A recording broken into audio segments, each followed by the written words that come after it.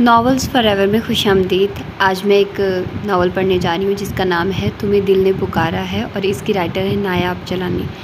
Hopes हो कि ये अच्छा नावल हो। नायाब चलानी के नावल्स अच्छे ही होते हैं बट थोड़े से अलग होते हैं। उनका राइटिंग स्टाइल थोड़ा हटकर है, थोड़ा अलग है।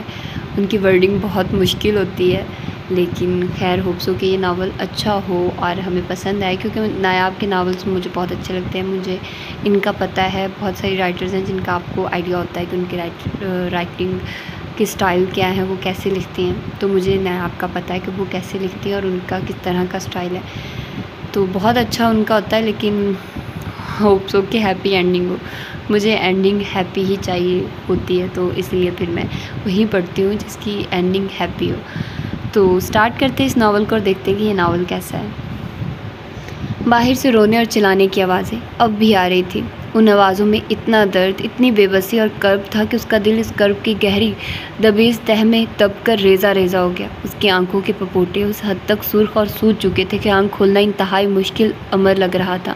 कुछ देर पहले वो इस खूबसूरत कमरे के सजे सजाए फूलों से आरास्ता बेड पर बैठी अपनी किस्मत पर रश कर रही थी। उसे मालूम नहीं था कि अभी चंद घंटों बाद क्या होने वाला है। उसकी ज़िंदगी में कितना बड़ा तूफ़ान आने वाला है। ये रात खुशियों, मुस्कुराहटों और खुशबुओं में बसी एक ऐसा पैगाम देने वाली है जिसका तसव्वुर दिलो रूह को रगीद देने के लिए काफ़ी था। खुशियों की उम्र इतनी थोड़ी होगी, ये तो उसने सोचा भी नहीं था।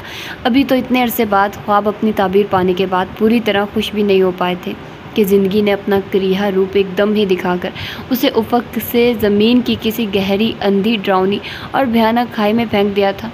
आने वाले खूबसूरत लम्हात का तसव्वुर बुनते अमार का बेचैनी से इंतज़ार करते। खुश रंग कोम्पल ख्वाब आंखों में बसाए, कान उसकी आहटों और दिल उसकी मोहब्बत से लबरेज, पहलू में धक धक करते दिल को डपटते हुए उसने सोचा भी नहीं था कि उसका महबूब शौहर आज की खूबसूरत, रोशन, चमकीली, हज़ारों अरमानों और दिलकश ख्वाबों से सजी रात को उसके पास आएगा ही नहीं। अमार तो उसका दीवाना था और इस दीवाने को न जाने क्या हुआ था कि आज उसके पास आने की बजाय किसी और देश निकल गया था। भला इतना बड़ा धोखा भी कोई दे सकता है? अमार उसके साथ ऐसा भी कर सकता है। उसका हाथ पकड़कर मेले में लाया, ढेरों वादे किए, कस्में खाई, साथ निभाने की आस दिलाई और फिर बेदर्दी से बगैर बताए हाथ छुड़ाकर उससे बहुत दूर चला गया। और वो बेयकीनी, हैरत और ढेरों आंसू लिए आंखें फाड़ फाड़ कर उस अजनबी लोगों की भीड़ को देखती रह गई। रोने की आवाज़ें अब भी आ रही थी। इसमें सबसे ज़्यादा बुलंद आवाज़ आमना आपी की थी। ईमान ने बेजान टांगों को घसीटते हुए, भारी लहंगा समेट कर खुद को घसीटते हुए दरवाजे की झरी में से आमना आपी के झटके खाते वजूद को देखा था। अम्मी को शायद कमरे में भेज दिया गया था। वो अभी तक बेहोश थी। लाउंज में आते जाते लोग, अली और जैन के सुर्ख चेहरे और भीगी आंखें, अबाद भाई और वलीद के निढाल वजूद, बाबा की झुकी कमर। ईमान ने लड़खड़ाते हुए दरवाजे को थामा, मगर दूसरे ही पल वो लहराते हुए ज़मीन पर आ गिरी थी। सामने वाला मंजर देखने की ताब उसमें नहीं थी, क्योंकि अमार के भाई उसे लेने आए थे और उसे अपने पैरों पर चल के तो नहीं जाना था। मेरे अमार को न जाने किसकी नज़र लग गई। अमार की खाला रुबीना भी खश खाकर गिर पड़ी थी। हर आंख नम थी, हर दिल गमज़दा था, क्योंकि आज अमार हुसैन का जनाजा हुसैन हाउस से उठा था और आज के दिन ही तो वो बड़े अरमानों से अपनी चाहत को ब्याह कर लाया था। आसमान भी गोया उनके गम में शरीक हो चुका था, क्योंकि एक तवातुर से बारिश बरसने लगी थी। अरे कोई दुल्हन को तो देखो, किसी बड़ी बी ने भी चलाकर कहा तो आमना आपी की लहू रंग सुर्ख निगाहें अमार के बेडरूम की तरफ बढ़ गई। महारानी साहिबा अभी तक सो रही है। इतना नहीं कि उठकर भाई और बच्चों को नाश्ता ही बना दे। बेचारे भूखे ही चले गए। एक दिन क्या बिस्तर पर पड़ी हूँ, पूरे घर का निज़ाम दरहम बरम हो गया। ना किचन की हालत दुरुस्त है और ना ही बच्चों के कमरों की। घर गोया मछली बाजार का नक्शा पेश कर रहा है, मगर यहाँ तो एहसास नाम की कोई चीज़ है ही नहीं।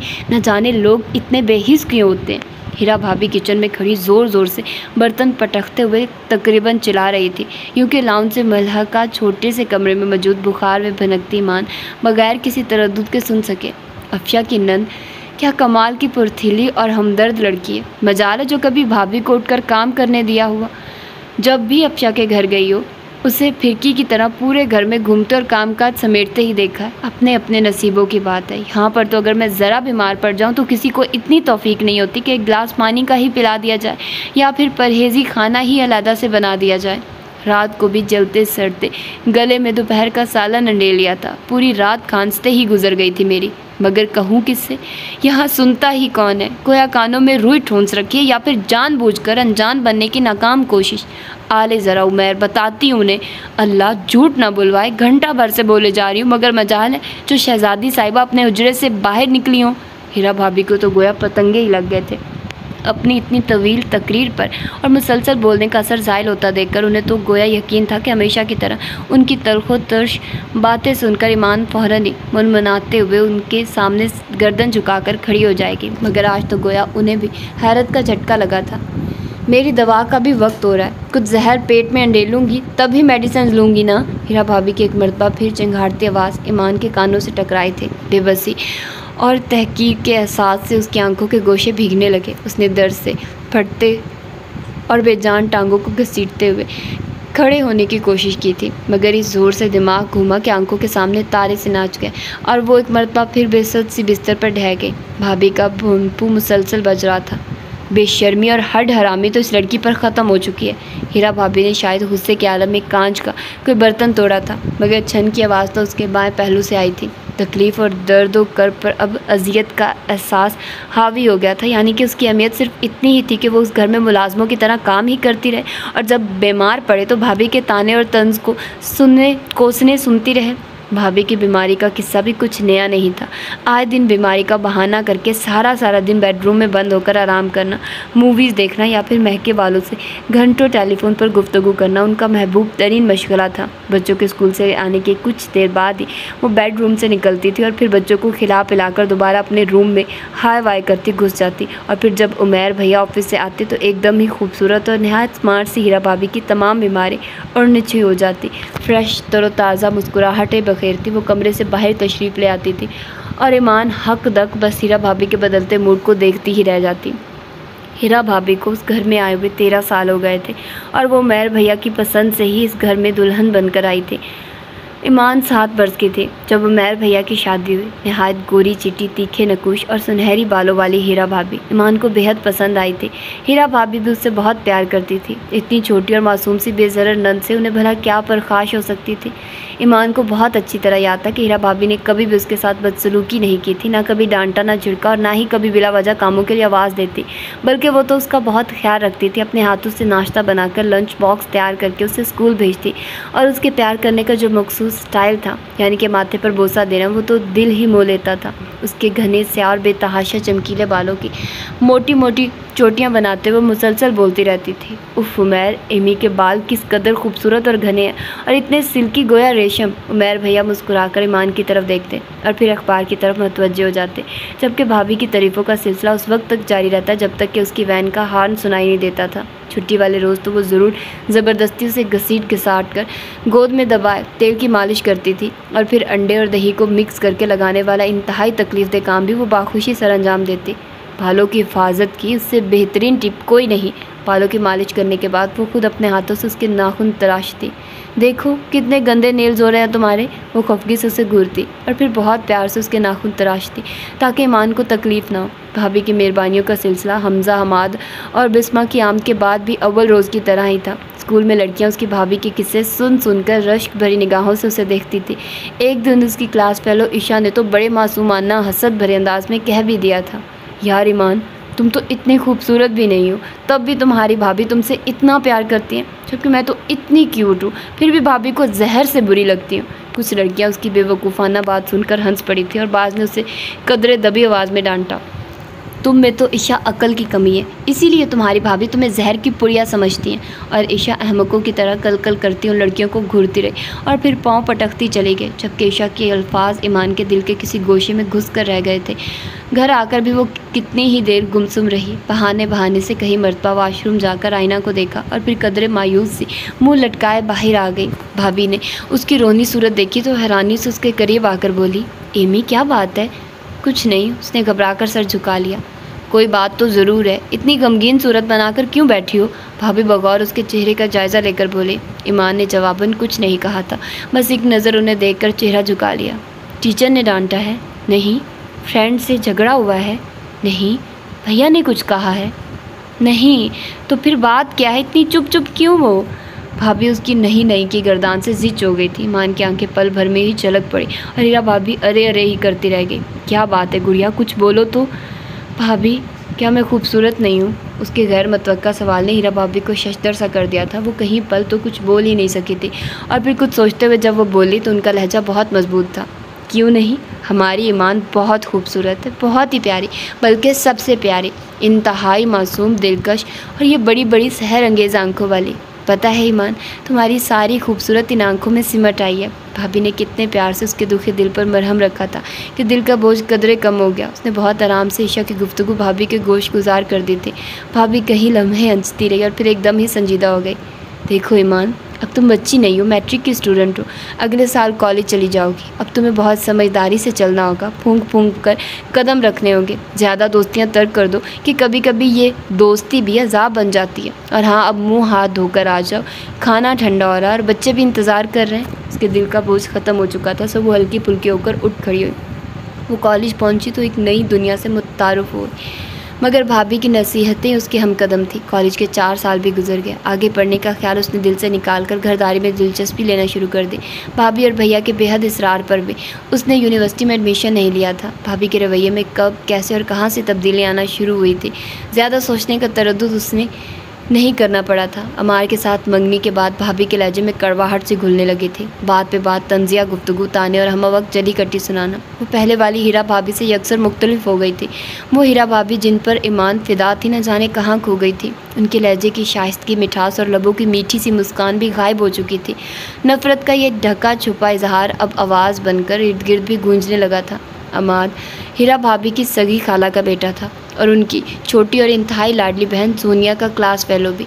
जोनिया और अमार की दोस्ती भी बहुत थी और उनकी दोस्ती के किस्से भाभी अक्सर ही उसे सुनाया करती थी। उन्होंने हमेशा जोनिया और अमार को साथ साथ खड़े देखा था, मगर गैर मुतवक्का अमार के पहलू में ईमान जा खड़ी हुई थी। ये जिंदा जवेद हकीकत ना तो उनका दिल कबूल कर रहा था और ना ही दिमाग। उनके इर्द गिर्द चिंगारियाँ इसी फूट पड़ी थी। जोनिया को माँ के मरने के बाद बिल्कुल बिस्मा की तरह ही उन्होंने शफ़क़त और मोहब्बत दी थी, उसकी हर ख्वाहिश पूरी की। और अब जबकि पापा भी 8 माह पहले चल बसे तो जोनिया उन्हें और भी ज़्यादा अजीज़ हो गई थी।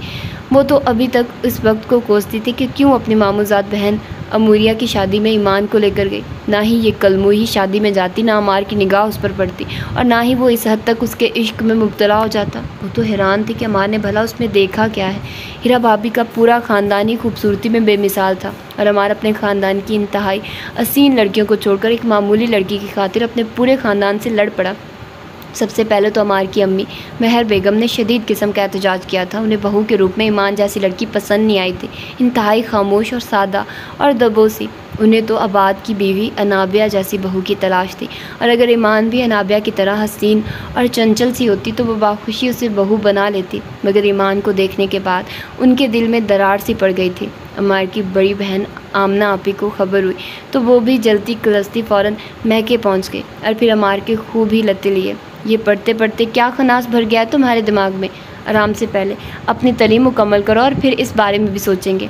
आमना आपी ने अपनी बात मुकम्मल कर दी थी, मगर अमार शायद उसी मौके की तलाश में था कि कब ये ज़िक्र खैर छेड़ा जाए और कब वो अपने मजबूत दलाइल से उन सबको कायल करे। ये मेरा मास्टर्स का आखिरी साल है। उम्मीद है कि बाबा की करम नवाजी के बाद फ़ौरन ही जॉब भी मिल जाएगी और मैं अपने पैरों पर खड़ा हो जाऊंगा। इसके बाद यकीनन एतराज़ की कोई गुंजाइश नहीं रहती। अमार, हमें वो लड़की कतई पसंद नहीं आई, महर बेगम ने लगी लिपटी बगैर तुर्शी से कहा तो अमार की पेशानी पर भी बल पड़ गए। अम्मी प्लीज़, उसने बामुश्किल कोई सख्त लफ्ज़ कहने से खुद को रोका। जोनिया के बारे में तुम्हारा क्या ख्याल है? आमना आपी उसका बिगड़ता मूड देखकर हलावत से बोली थी। अमार ने एक तवील सांस खींचा। जोनिया के बारे में मुझसे नहीं, वलीद से पूछिए, वो आपको ठीक ठीक जवाब देगा। क्या मतलब है तुम्हारा? आमना आपी ने ठटक कर पूछा तो अमार के लबों पर मुस्कान खिल उठी। मतलब भी वही साहब आपको बताएंगे। अमार, एक बात कान खोलकर सुन लो, पहले हाशिर और वलीद की बात तय होगी, फिर तुम्हारा सोचेंगे। इससे पहले हम उस लड़की के घर जाने वाले नहीं। महर बेगम जो टेलीफोन की बैल सुनकर उठ गई थी, वापस आकर उसी सख्त लहजे में बोली तो अमार मुस्कुराते हुए खड़ा हो गया। ओह, तो पहले वलीद की नया पार लगानी होगी, मगर हाशिर वाला मामला तो मेरे बस की बात नहीं। वो अड़ियल घोड़ा, ज़िद्दी, डीठ और बददिमाग सा बंदा मेरी कहाँ सुनेगा? वो सोचते हुए उठा और सीधा वलीद के ऑफिस जा पहुंचा। कुछ ही देर बाद वो उसके रूबरू था। क्यों आए हो? वलीद काफ़ी मसरूफ़ था, इसलिए कदरे झुंझलाकर अमार की तरफ देखते हुए बोला। कुछ पैसों की ज़रूरत थी। अमार ने कान खुजाकर शरारत से कहा। तो वलीद की तेवरी चढ़ गई। 5 बजे तक मैंने घर आ ही जाना था, क्या ज़रूरत थी दफ्तर में आने की? बस तुम्हें देखिए, बस 7 घंटे हो चुके थे। दिल दीदार को मचला तो मैं दौड़ा चला आया। अमार ने मुस्कुराहट दबाई तो वलीद का कहकर छूट गया। बकवास ना करो और काम बता। काम तुम्हारे ही मतलब का है। अमार ने ज़रा तजस्सुस फैलाने की कोशिश की तो वलीद ने फ़ौरन ही हाथ जोड़े। अब 10 घंटे फजूल की बक बक करके मेरा दिमाग मत चाटना। दुनिया के मुतालिक बात है। अमार की तवक्को के ऐन मुताबिक वलीद साहब पहले चौंके, फिर ठटके और फिर खुशामदी सी मुस्कुराहट लबों पर सजा ली। यार अमार, ये गाड़ी की चाबी ले और चलकर गाड़ी में बैठ। मैं अभी 20 मिनट में यह फाइल बुखारी साहब के मत्थे मार कर आता हूँ, फिर पीसी चलेंगे। डिनर के बाद ही इस अहम तरीन मामले को डिस्कस किया जाएगा। वलीद के कहने पर अमार गाड़ी की चाबी झपट कर खड़ा हो गया और फिर मुस्कुराते हुए जाते जाते पलटा। बहुत मतलबी हो तुम वली, पर तुमसे कम। वलीद ने भी तुरंत जवाब दिया और फिर फाइल की तरफ मुतवज्जह हो गया। वेटर को ऑर्डर नोट करवाने के बाद वो पूरी संजीदगी के साथ वलीद को तमाम बात बताने लगा था। वलीद भी चूँकि अम्मी की ज़िद से वाकिफ़ था, लिहाजा पुरसोच अंदाज में सर हिलाता रहा। अम्मी की ज़िद फजूल है, शादी ना सही, कम अज़ कम रिश्ते की बात तो करें ना। जाहिर है वो लड़की वाले हैं। उमैर भाई इन दिनों में उसकी कहीं बात वगैरह ना चला दे। अब हीरा आपा घर तो नहीं बिठाए रखेंगी। यही बात तो मैं आमना आपी को समझाता रहा हूँ, मगर उन लोगों की भी एक ही रट है कि पहले वलीद और हाशिर, फिर मैं। काश मैं तुम दोनों से चंद साल पहले इस दुनिया में आ जाता। वलीद और हाशिर दोनों ट्विंस थे और अमार से सिर्फ चंद साल बड़े। उम्रों में चूँकि इतना फ़र्क नहीं था, बल्कि ना होने के बराबर था, इसीलिए उन दोनों में खूब दोस्ती भी थी, जबकि हाशिर उन सब से अलग था। सारी ज़िंदगी अबू ज़हबी में गुजरी थी, क्योंकि जब ये दोनों पैदा हुए थे तभी अम्मी और बाबा अबू ज़हबी में मकीम उनके ताया, जो कि बेऔलाद थे, उनकी गोद में अपने बेटे हाशिर को डाल दिया था और यूँ हाशिर उनसे अलग अबू ज़हबी ताई की मेहरबान गोद में पला बढ़ा। तकरीबन 6 साल पहले ताया ताई का भी इंतकाल हो गया था, मगर हाशिर उन सब के बेइंतहा इसरार, मोहब्बत भरे बुलावों पर भी वापस नहीं आया था। सिर्फ 3 साल पहले जब बाबा को हार्ट अटैक हुआ तो महज 1 महीने के लिए आया था। मुझे क्या करना होगा? काफ़ी देर की सोच बचार के बाद वलीद ने आहिस्तगी से कहा। तो अमार ने काफ़ी खफकी भरी निगाहों से अपने प्यारे भाई को घूरा, जो कि इन सब भाइयों में सबसे ज़्यादा नरम मिजाज और हलीम तबा था। उसकी खूबरूई को ये मासूमियत भरी शराफत 4 चांद लगा देने के लिए काफ़ी थी। घामड़, तुम मम्मी को जोनिया के मुतालिक बताओ, ताकि कम अज़ कम तुम्हारा बोझ तो मेरे नाजुक कंधों से हटे। और रही हाशिर की बात, तो वह मैं खुद ही मामला निपटा लूँगा। आपका हुक्म सर आंखों पर, वलीद सआदतमंदी से सर हिलाकर बोला। अब पेट पूजा कर ली जाए। वेटर को आता देखकर अमार ने बेसब्री से कहा और फिर दोनों ही आइंदा के लिए लाहे अमल तैयार करने लगे। घर आकर अमार ने सबसे पहले ईमान को फ़ोन खड़काया था और उसकी खुशकिस्मती ही थी कि फ़ोन ईमान ने ही उठाया। कैसी हो ईमान? इस मोहब्बत भरे लहजे का वो जवाब देती भी तो क्या, वो तो अमार की इस दर्जे मोहब्बत पर ही परेशान थी कि ऊपर से भाभी की तर्श बातें। हेलो ईमान, सुन रही हो? प्लीज़ फ़ोन बंद करना, मेरी बात सुने बगैर। दूसरी तरफ बेहद इल्तिजाइया लबो लहजे में दरख्वास्त की गई थी। ईमान बेबसी के आलम में होंठ चबा कर रह गई। मैं बहुत लंबी बात नहीं करूँगा, ना ही किसी तमहीद बांधने में वक्त ज़ाया करूँगा। सिर्फ इतना बता दूँ कि तुम्हें मेरा साथ कबूल है। अगर मैं अम्मी बाबा को भेजूँ तो तुम्हारी तरफ से इनकार तो नहीं होगा, क्योंकि हीरा आपा की तरफ से मुझे इनकार का कोई खदशा नहीं है। बस धड़का है तो तुम्हारी इस चुप का। मुझे ये खामोशी खौफ में मुब्तला कर देती है, तुम्हारी तरफ से इनकार का खौफ। प्लीज़ यार कुछ तो बोलो, हाँ या ना में जवाब दे दो।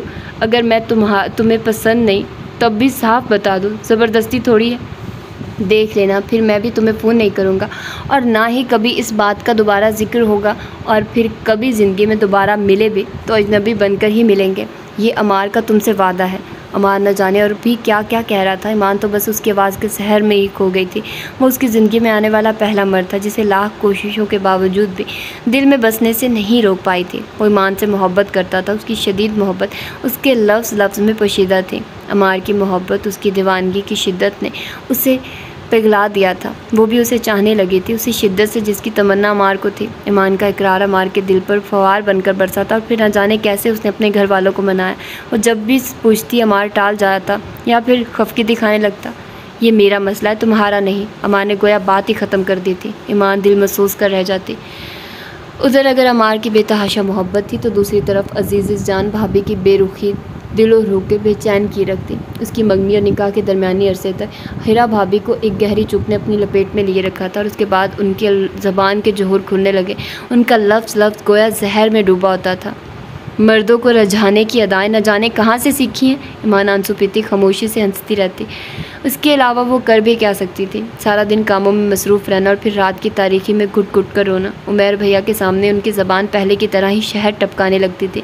हीरा भाभी का ये मुनाफिकाना रवैया और खुशामदी अंदाज भी उसने अब मुलाहिज़ा किया था। अमार की ज़िद की वजह से खाला जान मजबूर हो गई हैं, वरना ईमान तो उन्हें कतई पसंद नहीं। इस वक्त भी वो टेलीफोन गोद में रखे न जाने किसी से गुफ्तगू फरमा रही थी।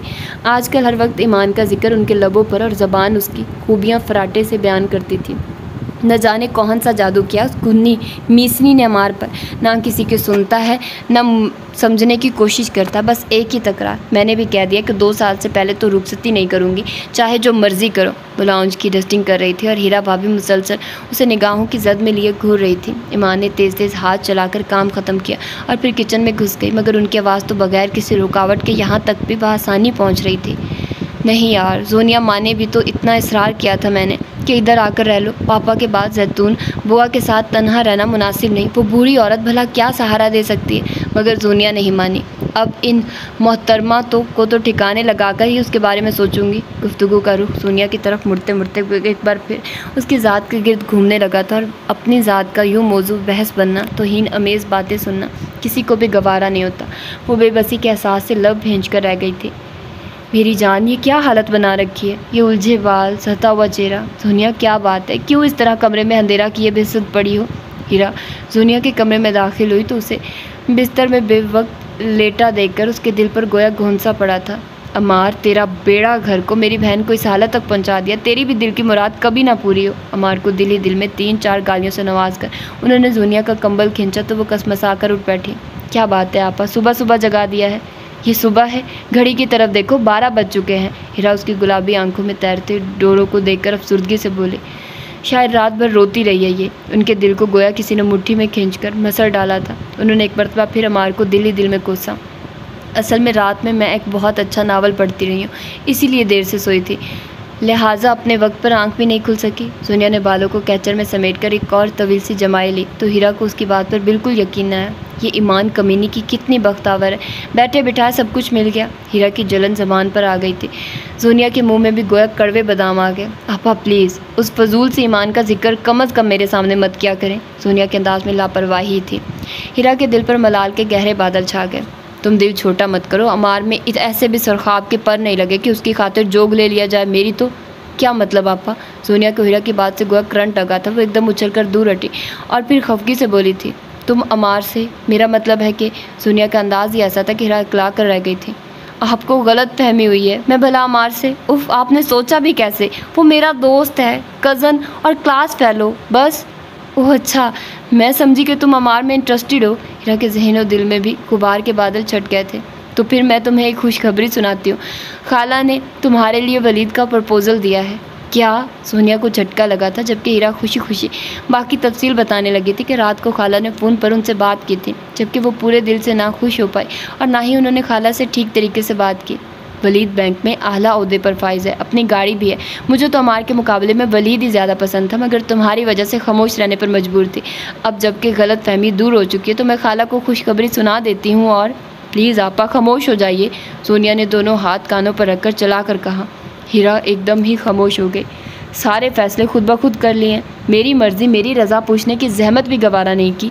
शिद्दत जज्बात से उसकी आवाज़ फट रही थी। हीरा चौंक उठी। तुम्हारी मर्ज़ी? वो ज़ेरे लब बुड़बुड़ाई और फिर कदरे नागवारी से बोली, अभी तुम्हारी मर्ज़ी ही पूछने के लिए आई हूँ। आप खाला को इनकार कर दे। वजह? हीरा की पेशानी पर सलवटें नमूदार हो गई थी। मुझे वलीद पसंद नहीं है। क्या बुराई है उसमें? कोई बुराई नहीं, मैंने कभी उसके मुतालिक ऐसा सोचा नहीं। तो अब सोच लो। बस सोच लिया। क्या? कि मुझे वलीद से शादी नहीं करनी। तो फिर किससे करनी है? हीरा जी चौकर चिल्ला उठी थी, जबकि सोनिया इस्तरारी अंदाज में टांगे चलाती रही। बोलो कौन है वो? हीरा ने तलखी से कहा। सोनिया ने अब भी कोई जवाब नहीं दिया था, बल्कि सामने लगी पेंटिंग को बगौर देखती रही। मैं तुमसे मुखातिब हूँ। कोई नहीं। उसकी निगाहों की बेचैनियाँ किसी और राज को फाश कर रही थी। झूठ मत बोलो। हीरा को कतई यकीन नहीं आया था। यही सच है। ये सच नहीं है। हीरा ने एक लफ्ज़ चबाकर अदा किया था। आप कुछ भी समझती रहे। सोनिया लापरवाही से बोली तो हीरा तनक उठी। मैं तुम्हारी खातिर परेशान हूँ, तुम्हारा घर बसा देखना चाहती हूँ और तुम आप मेरी फ़िक्र करना छोड़ दें। उसकी बेनियाजी हनूज़ कायम थी। तो फिर कौन है जो तेरे गम में घुलेगा? भाई अपनी अलग दुनिया बसा कर बैठ गया है। फ़िक्र ही नहीं कि बहन तन्हा अकेली इतने बड़े घर में रह रही है। मगर आपा बस करेगी, रमीज़ की ज़िंदगी है, उसे अपनी ज़िंदगी से जीने दें। तुम इतनी बेहिस क्यों हो रही हो? मुझे मेरे हाल पर छोड़ें। अपने बालों में उंगलियां फंसाकर वो भींची आवाज़ में बोली थी। सोनिया, ये क्या पागलपन है? हीरा ने उसे अपने साथ लगाकर प्यार से कहा। तो वो न जाने क्यों फूट फूट कर रो दी थी। बताओ कौन है वो? पूछ कर क्या करेंगी? वो भीगी आवाज़ में बोली। मैं पूछ रही हूँ कौन है वो, क्या करता है, कहाँ रहता है? मेरे दिल में रहता है। सोनिया आंसू पोंछकर अब मुस्कुरा रही थी। हीरा ने सर थाम लिया। उस शहज़ादे का कोई नाम भी है कि नहीं? है तो वो वाकई शहज़ादा, मगर नाम? वो जानबूझकर सोचने की एक्टिंग करने लगी थी। हीरा ने उसके कान को पकड़कर ज़ोर से खींचा तो वो चीखते हुए बोली, बताती हूँ आपा, प्लीज़ कान तो छोड़िए, बता भी दो। हीरा ने बेचैनी से पूछा। हाशिर। क्या? हीरा फटी फटी नज़रों से उसे देखती रह गई थी।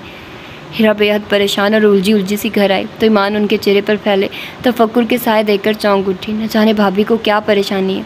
उसका सदा का नरम दिल भाभी की उतरी सूरत देखकर बेचैन हो उठा था। पता नहीं बात क्या है, अगर मैं पूछूंगी तो यकीनन गुस्सा करेंगी। वो खाना पकाते हुए मुसलसल सोचे जा रही थी। उसी असना में हीरा किचन के दरवाजे में आ खड़ी हुई। ईमान, एक कप चाय बना दो, सर दर्द से फटा जा रहा, और तुम भी अब किचन से निकल कर कुछ देर आराम कर लो। वैसे अब तबीयत कैसी है तुम्हारी?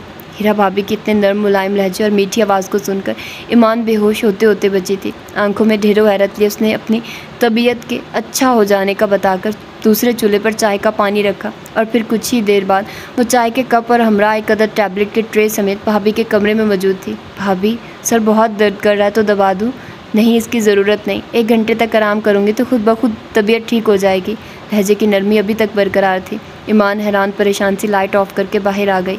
भाभी को न जाने क्या हुआ है, मुझे तो लगता है उनकी वाकई तबीयत ठीक नहीं है, उसने लाउंज में खड़े होकर बाआवाज़ बुलंद कहा था। उसी असना में फ़ोन की बेल गुनगुना उठी। उसने फ़ोन उठाया तो दूसरी तरफ से आती अमार की आवाज़ सुनकर उसके दिल की धड़कनें मुंतशिर हो गई थी। कैसी हो ईमान डियर, कभी याद ही कर लिया करो मुझे। याद उन्हें किया जाता है जो भूल चुके होते हैं, जो हम वक्त दिल में बसते हों, जिनका नाम से ही सुबह और शाम में रंगीनियाँ हो, जिनके जिक्र से तन मन पर ठंड की फवार बरसने लगती है। अगर वो भी याद करने का शिकवा करें तो फिर क्या कहा जा सकता है? बेसाख्ता अमार की बात काट कर बोली और फिर बोलते ही चले गए, जबकि अमार उसके बोलने और इतना बोलने पर खुशगवार हैरत में घिर गया था। तुम ईमान ही हो ना, या फिर मैं ही ख्वाब देख रहा हूँ? मैं ईमान हूँ और आप कोई ख्वाब नहीं देख रहे बल्कि मुझसे गुफ्तगू कर रहे हैं। वो मुस्कुराहट दबा कर बोली थी। अमार के लबों पर भी मुस्कान फैल गई। मुझे पता है कि आप ईमान हैं और मैं बेईमान। इतने प्यार से बात मत करो कि दिल तमाम हदूद को पार करने का सोच ले और मैं जो हीरा आपा से अहद कर रखा है उसे तोड़ना पड़े। ऐसा आप सोचिएगा भी मत, वरना भाभी को तो आप जानते ही हैं। ईमान ने उसे धमकाना चाहा। भाभी अब कुछ नहीं कर सकती क्योंकि हम तमाम हकूक़ अपने पास महफूज रखते हैं। भाभी का हुआ दिल से निकाल दो। अमार के अंदाज में लापरवाही थी। इतनी खुशफहमी भी अच्छी नहीं। हीरा भाभी का मूड बदलते देर नहीं लगती, इसीलिए तो पक्के कागज़ों पर दस्तखत करवा लिए हैं। अमार ने मुस्कुरा कर कहा। खुशी गोया उसके अंग अंग से फूट रही थी। यार ईमान, मैं तुम्हें फ़ोन कर सकता हूँ ना? अंदाज भरपूर इजाज़त लेने वाला था। ईमान को हंसी आ गई। आप अब भी फ़ोन ही कर रहे हैं और यकीनन फ़ोन करने से पहले आपने मुझसे इजाज़त हरगिज़ नहीं ली थी। लड़की, तुम्हें तो बोलना भी आ गया है। अमार ने मसनूही इजाज़त से हैरत से कहा। आपकी मोहब्बत का एजाज़ है। वो ज़ेरे लब बुड़बुड़ाई थी। अभी तो तुमने मेरी मोहब्बत देखी कहाँ है, जो कुछ मेरे दिल में तुम्हारे लिए। अगर एक मरतबा झांक कर देख लो मेरे दिल में तो फिर तुम नहीं रहोगी। वो धीमी आवाज़ में बोला था, उसकी मोहब्बत की शिद्दत महसूस करते हुए। ईमान की हथेलियों में पसीना उतर आया था। मैं इतनी खूबसूरत तो नहीं हूँ। बेवकूफ़, मोहब्बत क्या खूबसूरती देख कर की जाती है। अमार ने उसे खफकी से डपटा तो दिल में चुभी वो आखिरी पाँच भी धीरे से निकल गई थी। बच्चों की वैन का हॉर्न बजा तो उसने अलविदाई कलमात कहकर फ़ोन रख दिया था, मगर अमार की आवाज़, उसकी बातें उसके कानों में अभी तक रस घोल रही थी। वो अभी भी अमार की सहर अंगेज़ आवाज़ के ज़ेरे असर थी, इसीलिए तो उससे कोई काम ढंग से नहीं हो पा रहा था। बर्तन प्लेटें हाथ से फिसल फुसल जाते थे। बच्चों के लिए एप्पल शेक बनाया तो बजाय शुगर के ढेरों नमक जग में डाल दिया। अब तो हमज़ा को अच्छी खासी तशवीश लाहक हो गई थी। फुफ्फो, क्या बात है? क्या अमार मामा का फ़ोन आया था? उसके 12 साला भतीजे ने आंखें पटपटा कर कहा तो हमाद और बिस्मा भी खिलखिलाकर हंस पड़े। यकीनन अमार मामा का ही फ़ोन आया होगा, तभी तो पप्पो इतनी खुश दिखाई दे रही हैं। हमज़ा अपने अंदाजे की दुरुस्तगी पर नाजा सा फ़ख्र से छोटे भाई और बहन को देखकर बोला तो ईमान चौंक उठी। क्या मेरी खुशी चेहरे से झलक रही है कि बच्चों तक ने फ़ौरन महसूस कर लिया? वो हैरत ज़दा से चेहरे पर हाथ फेरते हुए सोचती रही। दूसरे दिन सुबह सुबह हीरा भाभी कमरे से तैयार श्यार होकर बाहर निकली।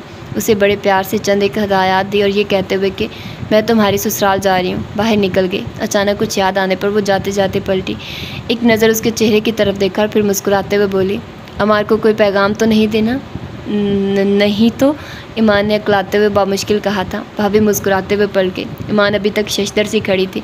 भाभी के रवैये की इस अचानक तब्दीली का कोई सिरा कम अज़ कम उसके हाथ नहीं आ रहा था। भाभी के जाने के तकरीबन आधे घंटे बाद सोनिया आ गई थी।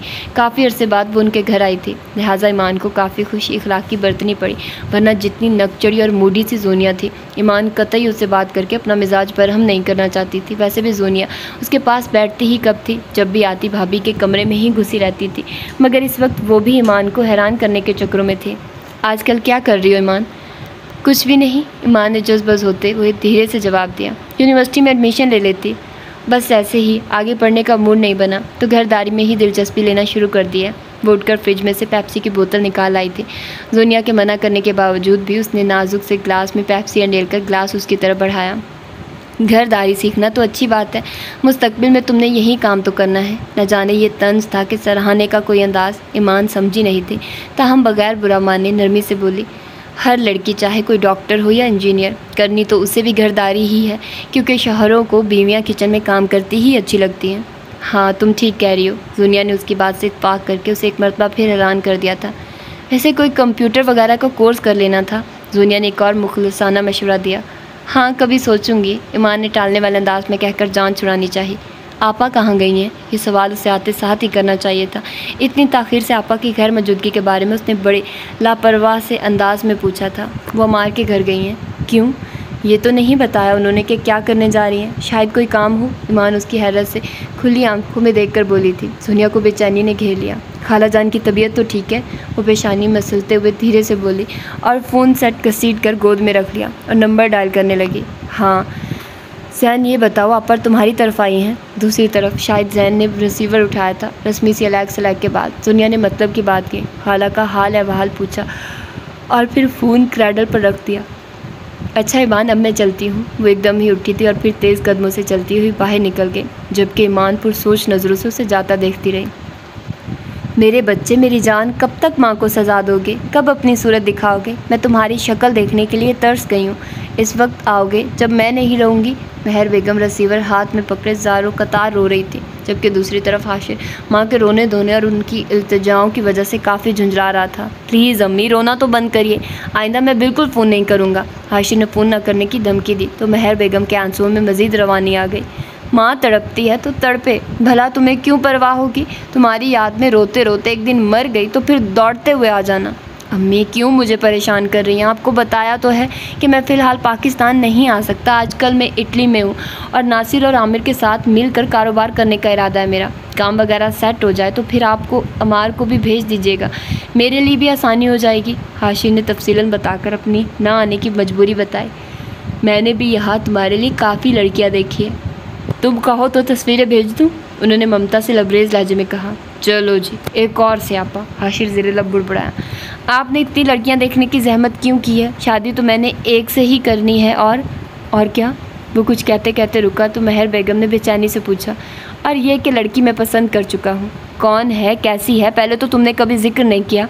महर बेगम को उदासी ने घेर लिया।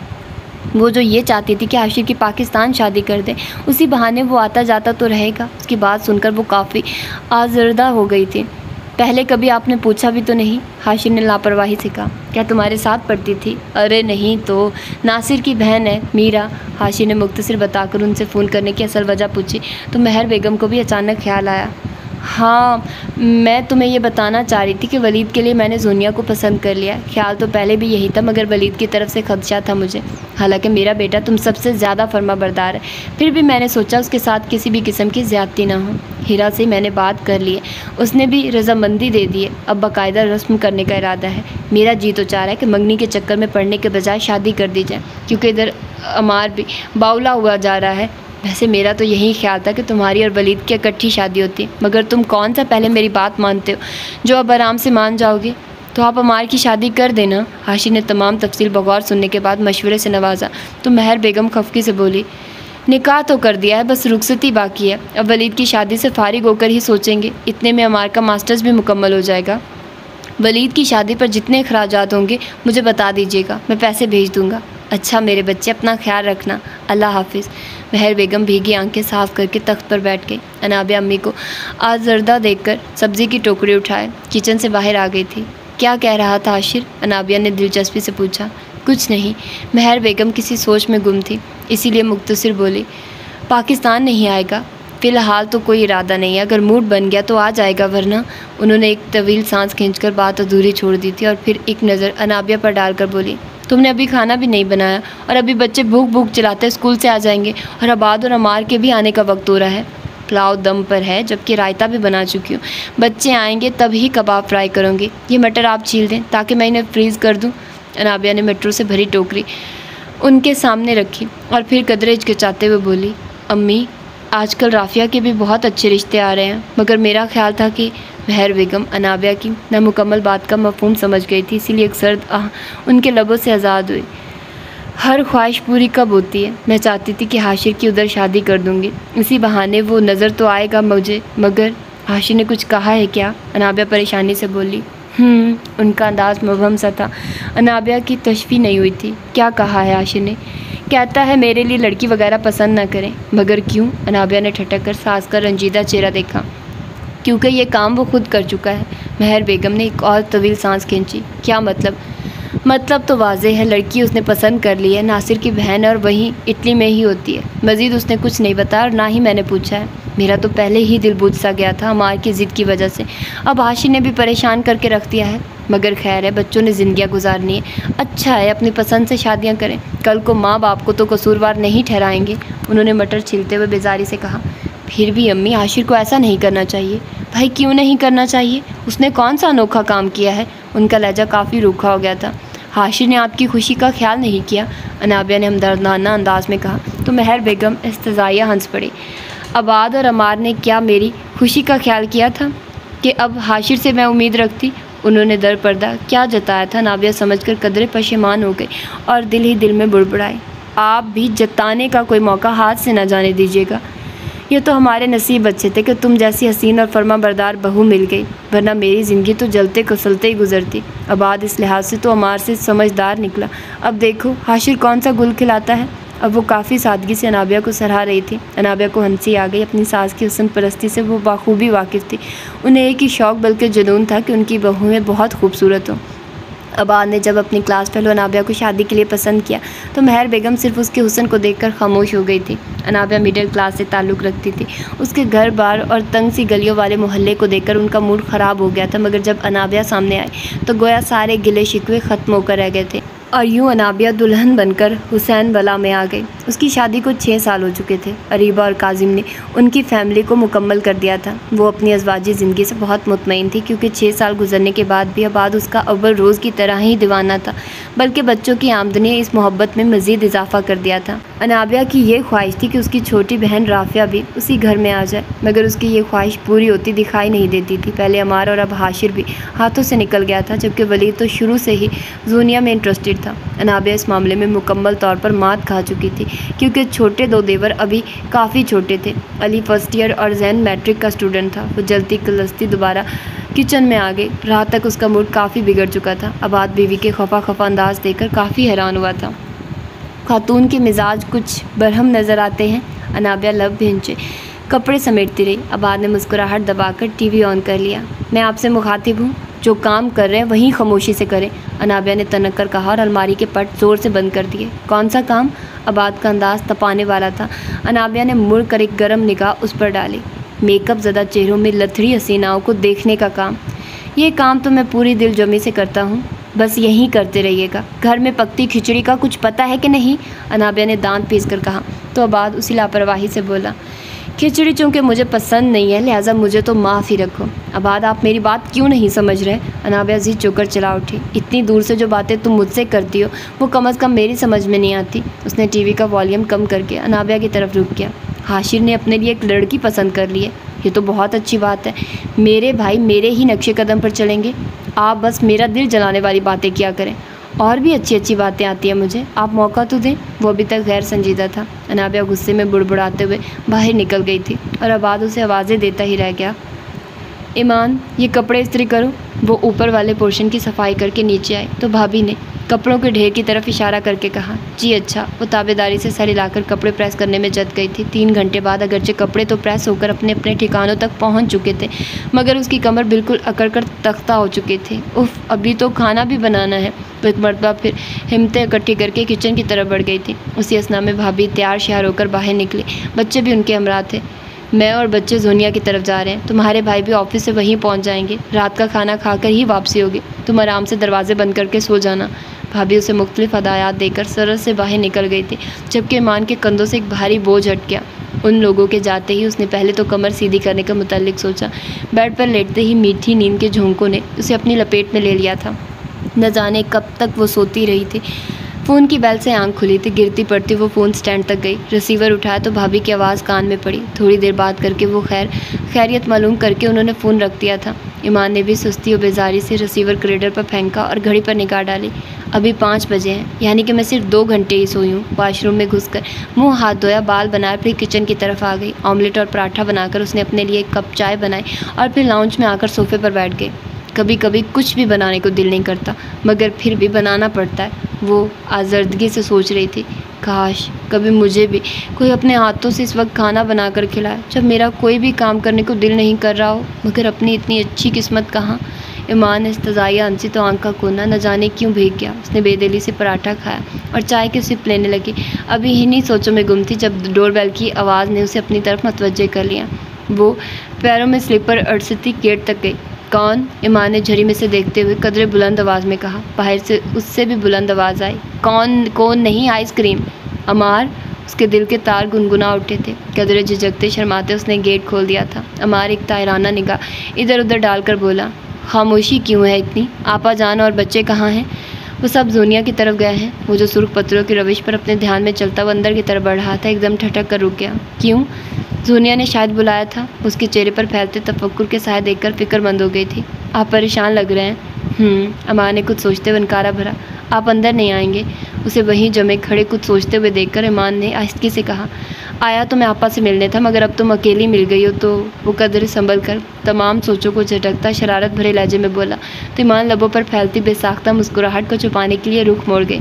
अमार अंदर जाने के बजाय लॉन चेयर्स की तरफ बढ़ गया था। ईमान भी छोटे छोटे कदम उठाती उसके पीछे आ गई। यार, मैं इतना डरावना भी नहीं कि तुम एक नज़र देखना भी गवारा नहीं कर रही। उसे मुसलसल अपनी उंगलियों पर निगाहें जमाए देखकर अमार ने शरारत से कहा। न जाने क्यों उसके घबराए घबराए चेहरे की तरफ देखकर बेसाख्ता जी सताने को मचलने लगा था। नहीं तो उसकी गर्म निगाहों में मचलते जज्बे, मोहब्बत लुटाती जिगर जिगर करती सब्ज आंखें ईमान को बुखलाए दे रही थी। क्या नहीं?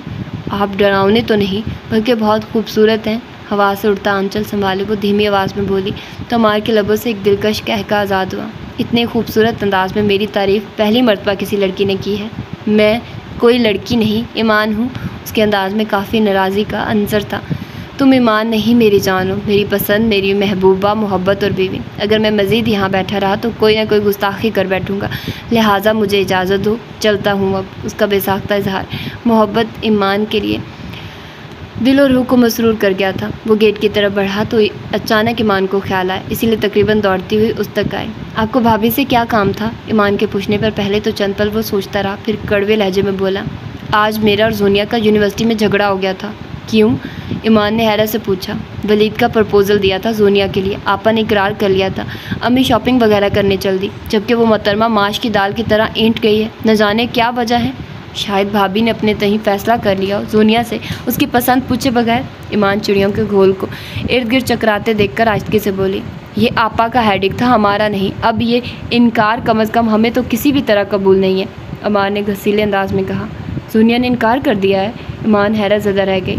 भला वलीद भाई में क्या कमी है? उसने दिल ही दिल में सोचा और साथ ही जोनिया की अकल को कोसा भी। उसके इनकार की भला क्या अहमियत है? अमार ने तनफुर से सर झटका। मगर इकरार या इनकार का हक़ जोनिया के पास महफूज है। ईमान हकीकत पसंदी से जोनिया की फेवर में बोली थी। तुम तो उसकी साइड लोगी, आखिर मुस्तकबिल में इकट्ठे जो रहना है। वो बालों में उंगलियां फंसाकर मुस्कुराया और फिर एक अलविदाई निगाह ईमान पर डालकर बोला, वलीद रास्ते से हटेगा तो हमारी बारी आएगी ना। मैं समझ रही थी कि आप ये सब अच्छी नीयत से कर रहे हैं। ईमान ने मसनूही खफके से कहा। तुम हमेशा मेरी नीयत पर शक करती हो। मैं तो वलीद की खातिर उस आग में कूदने का पक्का प्रोग्राम बनाए बैठा हूँ। अब देखो जोनिया जीतती है या फिर वलीद की मोहब्बत और मेरी कोशिशें। उसने मुस्कुराहट होंठों में दबाई और बाएं हाथ से ईमान के गाल को नरमी से छूकर सरहद से गेट अबूर कर लिया, जबकि ईमान नए और कुछ और ख्वाबों का जहान आंखों में बसाए अंदरूनी हिस्से की तरफ बढ़ गई। तुम पागल हो चुकी हो। हाँ, मैं वाकई पागल हो चुकी हूँ, लिहाजा आप मुझे मेरे हाल पर छोड़ दें, जोनिया ने तनपुर से कहा। बहुत पछताओगी तुम जोनिया, हीरा ने थक कार कर सर को दोनों हाथों से थाम लिया। कल रात से मुसलसल उसके साथ दिमाग खपाने, हज़ारों दलीलों और नसीहतों के साथ समझाने का कोई असर होता दिखाई नहीं दे रहा था। उसकी ना हाँ में नहीं बदली थी। सोच सोच कर हीरा के दिमाग की रगें फटने लगी थी। उसकी तारीख मुस्तकबिल का नाग उसने डसता तो वो बेकरार हो जाती। कौन था जो उसकी फ़िक्र में दुबला होता, या फिर अपने काम काज और घरेलू मसरूफियात तर्क करके उसे समझाने के लिए यहाँ डेरा लगा कर बैठ जाता। रमीज़ से कुछ कहना सुनना बेकार था, मगर फिर भी एक आखिरी कोशिश के तौर पर उन्होंने रमीज़ से रब्ता किया। मगर शदीद हैरत का झटका उन्हें तब लगा जब रमीज़ ने उनकी पूरी बात सुनकर समझकर एक हफ्ते के अंदर अंदर आने का प्रोग्राम बनाकर उन्हें तकरीबन दोबारा से ज़िंदा कर दिया था। रमीज़ जब तक आ नहीं गया था उन्हें इसकी बात का यकीन करना काफ़ी मुश्किल लग रहा था, मगर भाई को इतने अरसे बाद देखकर उनकी आंखें बहने लगी थी और तमाम शिकवे शिकायत खुद ब खुद मिट गई। वो पिछले 2 दिन से महके में ही मुकीम थी और जोनिया रमीज़ को देखकर गोशा नशीन हो चुकी थी, क्योंकि भाई के सामने उसकी भी बोलती बंद हो जाती थी। रमीज़ ने फ़िलहाल इस जिक्र को नहीं छेड़ा था। इस मसले पर वो जोनिया से इसी वक्त बात करना चाहता था जब उसे यकीन हो जाता कि तमाम दलाइल मजबूत हैं और जोनिया के पास फरार का कोई रास्ता नहीं बच सकता। तुम यूनिवर्सिटी क्यों नहीं जा रही? अगले दिन जोनिया को नाश्ते की मेज़ पर रमीज़ का सामना करना पड़ा था और वो तो इस वक्त कमरे से निकल कर पछताई थी। मैं फ़ारसी में तो बात नहीं कर रहा, उसे खामोश बल्कि गुमसुम देखकर रमीज़ ने जूस का गिलास जोनिया की तरफ बढ़ाकर कहा। मेरी तबीयत ठीक नहीं, वो बुझी आवाज़ में बोली। मुझे तो बिल्कुल सेहतमंद, बल्कि पहले से भी ज़्यादा तंदुरुस्त दिखाई दे रही हो। उसके सुर्ख गालों में छलकती गुलाबियाँ मुकम्मल सेहतमंद होने का ऐलान कर रही थी। जोनिया निचला लब चबाते हुए कदरे बखलाई। सर में दर्द है। थोड़ी देर सोच विचार के बाद उसे यूनिवर्सिटी ना जाने का जवाब मिल ही गया था। इन दोनों की गुफ्तगू के दौरान हीरा डाइनिंग रूम तक नहीं आई थी, बल्कि डाइनिंग से मलहका किचन के दरवाजे में खड़ी उनकी बातें सुन रही थी। रमीज़ का इशारा पाकर वो गला खनखारती अंदर दाखिल हुई। आपा, मुझे आपसे एक ज़रूरी बात करना थी। रमीज़ उस तमहीद ने जहाँ हीरा को मतवज्जे किया वहीं जोनिया भी चौंक उठी। रमीज़ उन्हें अपने पीछे आने का कहकर स्टडी रूम की तरफ बढ़ गया। वो दोनों आगे पीछे सर झुका अपनी अपनी सोचों में गुम रमीज़ के मुकाबिल आकर बैठ गए। आपा, दरअसल मैं जो बात आपसे करने जा रहा हूँ ज़रा तहम्मुल से सुनिएगा। पहले तो मैं अपने गुज़श्ता रवैये की आप दोनों से माफ़ी मांगता हूँ। पापा के बाद मैं अपना भाइयों वाला किरदार नहीं निभा सका। मुझे अपने गलत रवैये का भी पूरी तरह इदराक है, मगर आप मेरी मजबूरियों को नहीं समझ सकती। अपनी मुश्किलात और परेशानियों की दास्तान सुनाकर मैं वक्त ज़ाया नहीं करना चाहता। मेरे लिए पहला मसला जोनिया की शादी है, जबकि दूसरा मसला मेरे गिरते कारोबार की साख बहाल करना है। ये बात मैं बाद में करूँगा, पहले जोनिया की शादी का मामला डिस्कस कर लिया जाए। आपने मुझे जो 3 प्रपोज़ल बताए उनमें सबसे ज़्यादा अच्छा और हर लिहाज से बेहतरीन प्रपोज़ल वलीद का है। वो हमारा खालाज़ाद है। अम्मी के बाद खाला ने हमें बहुत प्यार दिया, हमारा बहुत ख्याल रखा, और आपकी शादी तो की ही खाला ने थी।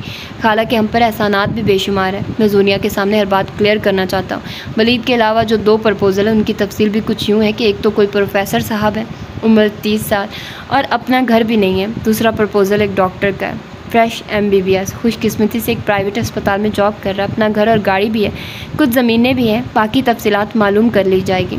रमीज़ मज़ीद कहते कहते एक लम्हे के लिए रुका, फिर जोनिया का बगौर जायज़ा लेते हुए बोला। अगर तुम वलीद के अलावा उन दोनों में से तुम किसी एक के लिए हामी भरती हो तो मुझे, आपा या फिर किसी तीसरे को कोई एतराज़ नहीं। मैं बाखुशी तुम्हारा रिश्ता तय कर दूँगा। मुझे इन तीनों से कोई दिलचस्पी नहीं। जोनिया ने रुक कर अपनी बात मुकम्मल की और फिर निगाहें कारपेट पर जमा दी। वजह, हीरा और रमीज़ दोनों के मूड बिगड़ गए थे। आपा जानती हैं, वो मुंह में ही बुदबुदाई। इस ख्याल को जहन से झटक दो, रमीज़ ने बामुश्किल गुस्से पर काबू पाकर कहा। आप रिदा भाभी का ख्याल जहन से झटक दें, बल्कि यूँ करें कि उन्हें सिरे से छोड़ दें। क्या आप ऐसा कर सकेंगे? उसकी आंखों में सुर्खियाँ सी छा गई थी, जबकि रमीज़ का भी मारे इश्तियाल के चेहरा सुर्ख हो गया था। बहुत बकवास करने लगी हो, अब तो तुम्हारा कुछ ना कुछ करना ही पड़ेगा, रमीज़ ने करखतगी से कहा। आपने जो करना है कर लें। सोनिया, कुछ शर्म करो, बड़े भाई से बात कर रही हो। हीरा ने उसका हाथ दबाकर एहसास दिलाने की नाकाम सी कोशिश की। हाँ भाई, उसने तनपुर से सर झटका। किस बलबोते पर इतना अकड़ रही हो?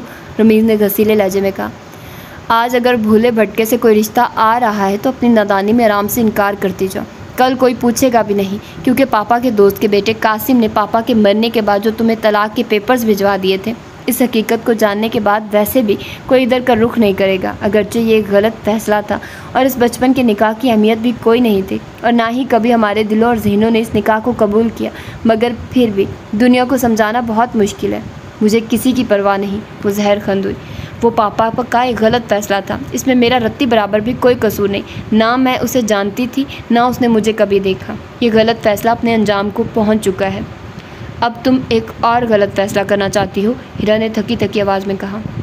ये गुस्सा, ये अकड़ और ये तुम्हारी ज़िद्दें तुम्हें अंधी खाई में गिरा देंगी, रमीज़ मुठियाँ भींचकर बोला था और फिर काफ़ी देर खामोश रहने के बाद बहुत अजीब से लहजे में कहने लगा, तुम जानती हो ये घर किसके नाम है? उसकी धीमी आवाज़ में न जाने कौन सा राज पोशीदा था कि दोनों बहनें चौंक सी गई। नहीं, ये घर पापा मेरे नाम कर चुके थे। ये उनकी वफ़ात से चंद माह पहले की बात है। इस घर में तुम दोनों का कोई हिस्सा नहीं और मैं इस घर को बेचने वाला हूँ। क्या मतलब?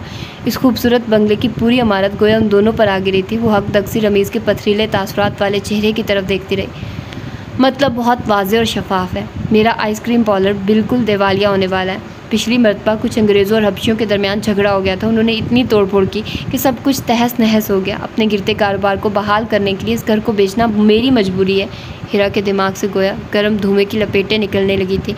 आंखों के सामने धुंध सी छा रही थी। वो बेयकीनी के आलम में रमीज़ का चेहरा देखे जा रही थी। कुछ इसी किस्म की कैफियत ज़ूनिया की भी थी, जबकि रमीज़ अपनी ही धुन में नहायत सफाकी से कह रहा था, जब ये घर ही ना रहा तो तुम कहाँ जाओगी? आपा की तरफ जाना तुम्हें गवारा नहीं होगा और किसी वुमेन हॉस्टल में ना आपा तुम्हें रहने देंगी ना मुझे ये बात मंजूर है। तो इसका सबसे बेहतरीन हल ये है कि तुम्हारी शादी कर दी जाए। खूब अच्छी तरह सोच तो, वलीद या फिर कोई और। शादी तो बहरहाल मैं तुम्हारी करके ही जाऊंगा, इनकार की कोई गुंजाइश नहीं है। अगर फिर भी तुम अपनी ज़िद पर कायम हो तो फिर मेरी तरफ से तुम जहन्नुम में जाओ, मैं अगले हफ्ते वापस चला जाऊंगा। उसने दो टोक अंदाज में कहकर बहनों की तरफ देखा। हीरा ने चेहरे पर जलजले के आसार नजर आने लगे थे, जबकि ज़ोनिया मुंह पर हाथ रख के आंसू रोकती लड़खड़ाते कदमों से बाहर निकल गई। फिर क्या सोचा है तुमने? अगली सुबह हीरा ने ज़ोनिया के सते चेहरे की तरफ देखकर इस्तफार किया। रमीज़ ने कुछ सोचने के काबिल छोड़ा कहाँ है। मैं सोच भी नहीं सकती थी कि रमीज़ हमारे साथ इस तरह करेगा, हमारे सरों से साहिबान तक छीन लेगा, ज़ोनिया ने भराई आवाज़ में कहा था। उस 3 कनाल की कोठी पर कितना मान था उसे। रमीज़ शुरू से ही ऐसा है, खुदगर्ज़, मतलबी और बेगैरत। रमीज़ की बातों ने हीरा का भी कलेजा छलनी कर दिया था। उन्होंने बावाज़ बुलंद रमीज़ को 3-4 गालियों से नवाजा। मैंने तुमसे कुछ पूछा है? अपने सर को दोनों हाथों से दबाते हुए उन्होंने भीगी आवाज़ में ज़ोनिया से कहा। मैं अपने फ़ैसले से आपको आगाह कर चुकी हूँ। ज़ोनिया तुम? हीरा आग बगोला हो गई थी। गुस्से से के मारे उसकी भौहें तन गई थी। क्या कमी है वलीद में? मैं इतना खूबसूरत, पढ़ा लिखा, शानदार जॉब और सबसे बढ़कर अपनी खाला का घर। आमना और खाला जान देती हैं तुम पर। इतनी कदरदान तुम्हारे ससुराल मिलेगी और क्या चाहिए? वो एक मर्तबा फिर पुरानी दलीलों से उसे समझाने लगे थे। वलीद में कोई कमी नहीं, कमी तो मुझ में है। मैं उसे खुश नहीं रख पाऊंगी, मैं उसे मोहब्बत नहीं करती। वलीद इतना अच्छा है, उसे कोई अच्छा चाहने वाला लाइफ पार्टनर मिल जाएगा, मगर मैं? मगर क्या? सारी ज़िंदगी आशिक की मोहब्बत सीने से लगाए बैठी रहोगी? क्यों ना वो तुमसे शादी करेगा, ना तुम्हें तुम्हारी मोहब्बत मिल सकेगी। हीरा ने तनपुर से कहा। वो मुझसे शादी क्यों नहीं करेगा? सोनिया ने मजबूत लहजे में कहा और हौले से मुस्कुराई। खुशकिस्मती है तुम्हारी, क्योंकि हाशिर ने इटली में अपने किसी दोस्त की बहन को पसंद कर रखा है। यकीनन शादी भी उसी से करेगा। ना उसने पाकिस्तान आना है, ना कभी आएगा। तुम और खाला बस आस लगाए बैठी रहो। सोनिया के दलील लबों की मुस्कान पल भर में ही सिमट गई थी।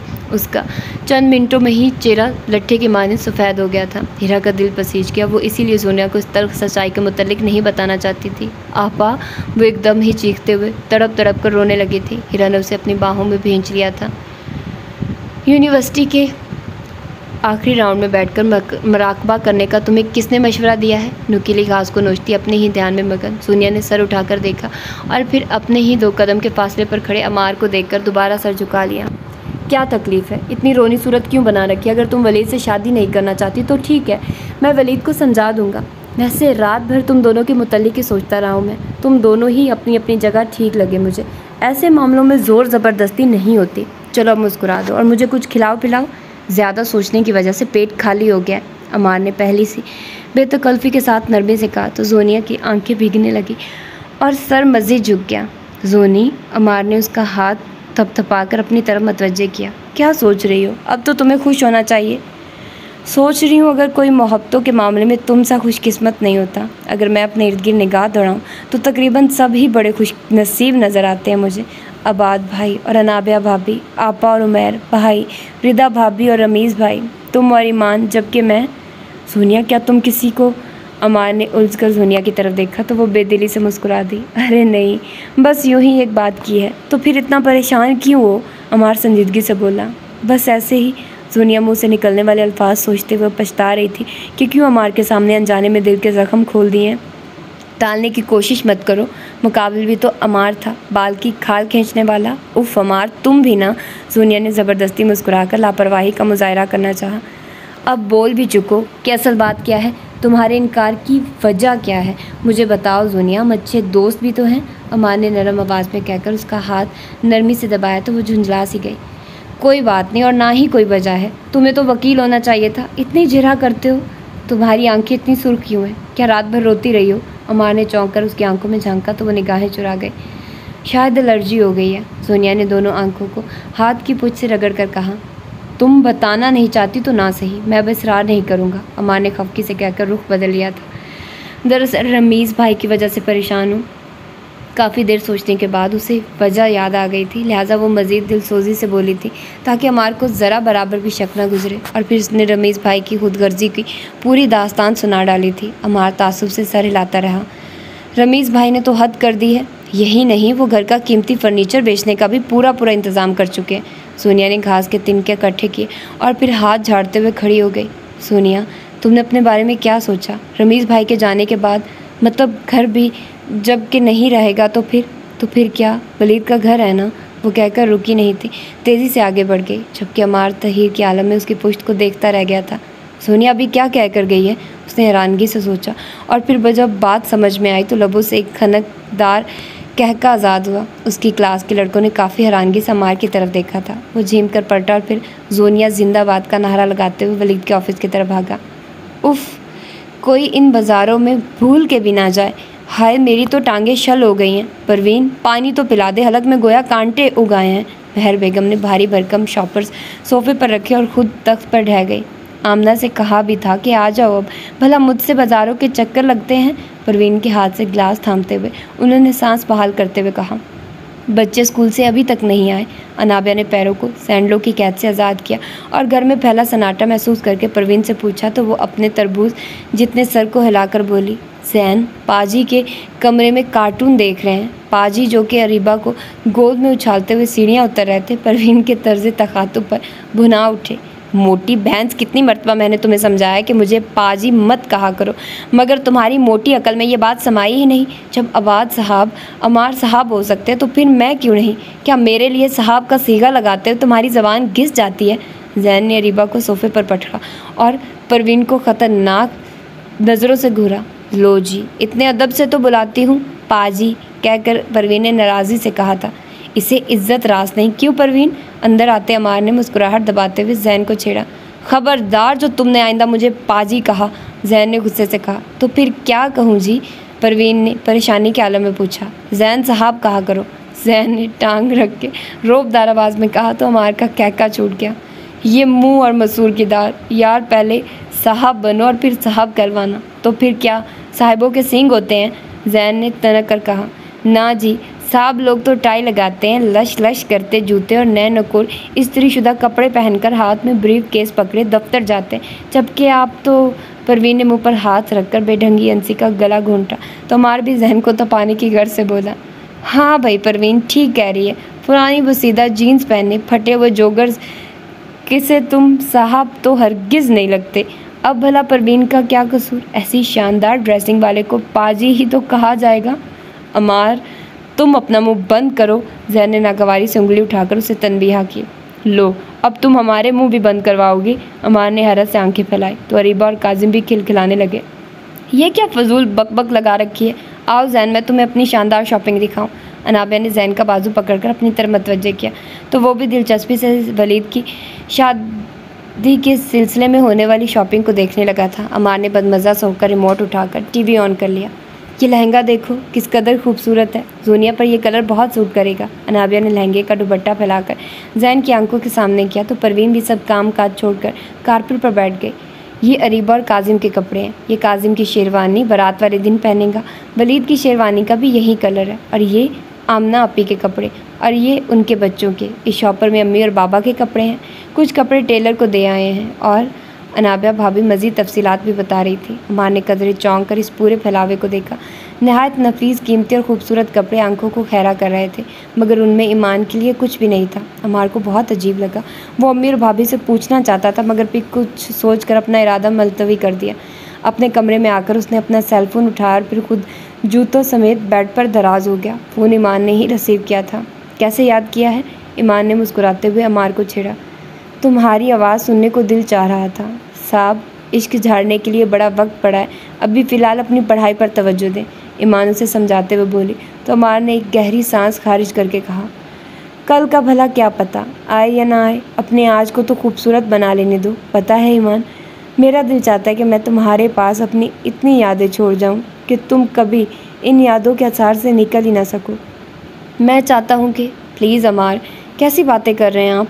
उसके लहजे में संजीदगी ने ईमान को खौफज़दा कर दिया था। अरे तुम तो परेशान हो गई, मैं तो ऐसे ही एक बात कर रहा था, अमार ने हल्के फुल्के लहजे में कहा। जान निकाल कर रख दी मेरी आपने, कम अज़ कम मेरे साथ ऐसी बातें ना किया करें, वो नाराज़ी भरे लहजे में बोली थी। तो फिर कैसी बातें करें? अगर अपने मतलब की बातें शुरू कर दी तो आप यकीनन फ़ोन बंद कर देंगी, जो कि मैं नहीं चाहता कि आप फ़ोन रखें, क्योंकि मैं आपकी आवाज़ सुनना चाहता हूँ, अमार ने बेचारगी के आलम में कहा था। अच्छा ये बताइए कि शादी की तैयारियां कहाँ तक पहुँची हैं? ईमान ने गुफ्तगू का रुख बदला तो अमार ने मुख्तसर सी तफसील बता दी। लहंगे का कलर कैसा है? उसके लहजे में फितरी सा इश्तियाक था। अमार धीरे से मुस्कुरा दिया और फिर उसके सवाल को नज़रअंदाज करते हुए बोला, तुम्हें कौन सा कलर पसंद है? रेड। अच्छा तो तुम्हारा लहंगा रेड होना चाहिए, अमार ने पुरसोच अंदाज में कहा तो वो शर्म से सुर्ख पड़ गई।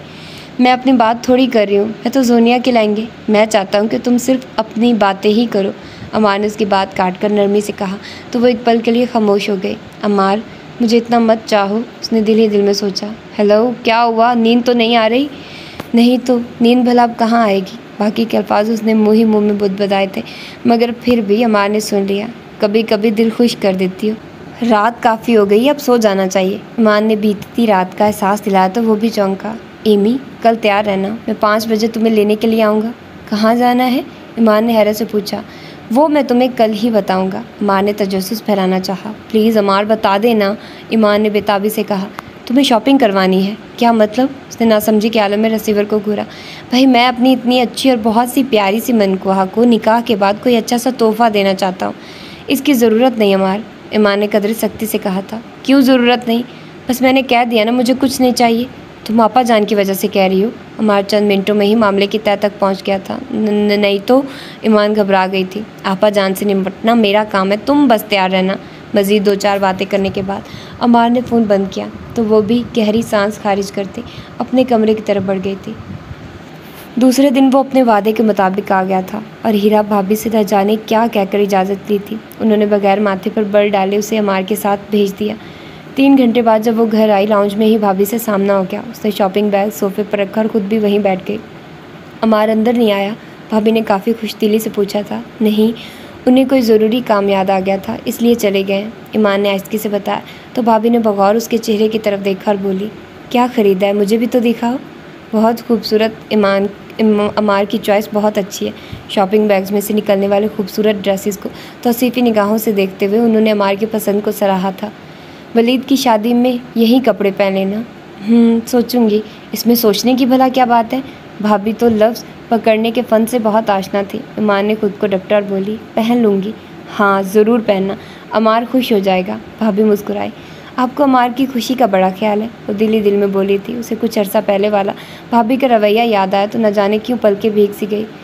खाला जान ने 14 मार्च तारीख तय कर दी है। जहेज़ वगैरह का तो वलीद ने मना कर दिया, मगर फिर भी कुछ न कुछ तो करना ही है। भाभी नहायत फुर्सत से तफसीलात से आगाह कर रही थी। ईमान खामोशी से सुनती रही। दिन इतने कम है और काम बेहिसाब। ऐसा है कि ईमान, कल से हम दोनों दुनिया की तरफ चले जाएंगे। तुम ज़रा पैकिंग वगैरह कर देना और किचन भी देख लेना। असल में सारा दिन इतना मसरूफ़ गुजरता है कि सर खुजाने की भी फुर्सत नहीं मिलती। ऊपर से रमीज़ के नखरे। भला बताओ, वहाँ कनाडा में क्या उसे पका पका कर खिलाती है? यहाँ आकर उसे घर का बना हुआ खाना चाहिए।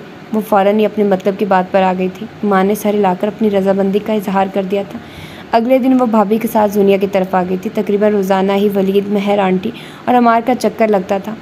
बरी की ख़रीदारी में जूनिया का पसंद का पूरा ख्याल रखा जा रहा था। भाभी बहुत खुश और सरशार थी। अलबत्ता जोनिया के तासुरात स्पाट ही होते थे। ईमान ने उसे हमेशा सोगवार कैफियत में ही देखा था। मेहंदी का फंक्शन कंबाइन था। घर के लॉन को बरकी कमकमों से सजाया गया था। मेहंदी की मुनासबत से ही स्टेज भी तैयार किया गया। हर तरफ पीले और सब्ज आंचल लहरा रहे थे। वो जब तैयार होकर नीचे आई तो जोनिया भी पार्लर से आ चुकी थी। उसकी खामोशी को सबने शर्म पर ममूल किया था। शोर हंगामा कह के हर कोई सरशार सा इधर उधर घूम रहा था। लड़कियों ने ढोलक पर गीत गुनगुनाने शुरू कर दिए थे और लड़कों ने भंगड़ा डालना शुरू कर दिया। अली और जैन वलीद को भी घसीट लाए थे। सजाद, हुसैन, अमार के वालिद ने ही रात गए उन सबको घर चलने पर मजबूर किया था, वरना ये लोग तो इधर ही रात गुजारने का प्रोग्राम बना बैठे थे। बारात का इंतज़ाम मैरिज हॉल में था। 7 बजे तक सारे मेहमान हॉल में पहुंच गए थे। भाभी के हुक्म पर ईमान जूनिया के साथ पार्लर चली गई थी। जब सजी सजाए जूनिया को थाम कर वो बाहर आई तो अमार को अपना मुंतज़िर पाया। वो उन्हें लेने के लिए आया था। एमी यार, कहीं किसी और को तो नहीं उठा लाई हो, ये जूनिया तो नहीं लग रही। अमार ने मसनूही परेशानी के आलम में ईमान की तरफ देखकर कहा, आप नज़र का चश्मा लगा कर देखिए, ये जोनिया ही है। ईमान मुस्कुराती हुई बोली थी। जोनी, तुम बिल्कुल भूतनी लग रही हो। अमार ने जानबूझकर जोनिया को चिढ़ाया था, मगर खिलाफ तवक्को वो खामोश थी। आज हो गई ना तुम्हारी भी बोलती बंद। वो अब भी कुछ नहीं बोली थी, बल्कि उसका सर मज़ीद झुक गया था। अमार ने यही समझा कि वो शर्मा रही है, मगर ऐसा कतई नहीं था। वो तो फ़कत अपने सरकश आंसू छुपाने की गर्ज से अमार की तरफ देखने से गुरेज कर रही थी। वैसे एमी, तुमने भी लेपा तोपी करवा लेनी थी। अमार ने ईमान के मेकअप से मबरा चेहरे की तरफ देखकर कहा तो वो खफकी से बोली, हाँ फिर आप मुझे भी भूतनी कहते। तुम तो अच्छी भली समझदार भी हो गई हो। अमार के उसके बरजस्ता जवाब से काफ़ी महफूज हुआ था और साथ ही उसे तौसीफ़ी निगाहों से सराहा। उसकी इसी सादगी और भोलपन नहीं तो उसे उसका दीवाना बना रखा था। हॉल हर तरह के लोगों से भरा हुआ था। ख़वातीन, बच्चे, मंचली लड़कियां, लड़के। दुल्हन की आमद का सुनकर सभी अपने अपने मसरूफियात तर्क करके दुल्हन की तरफ मतवज्जे हो गए थे।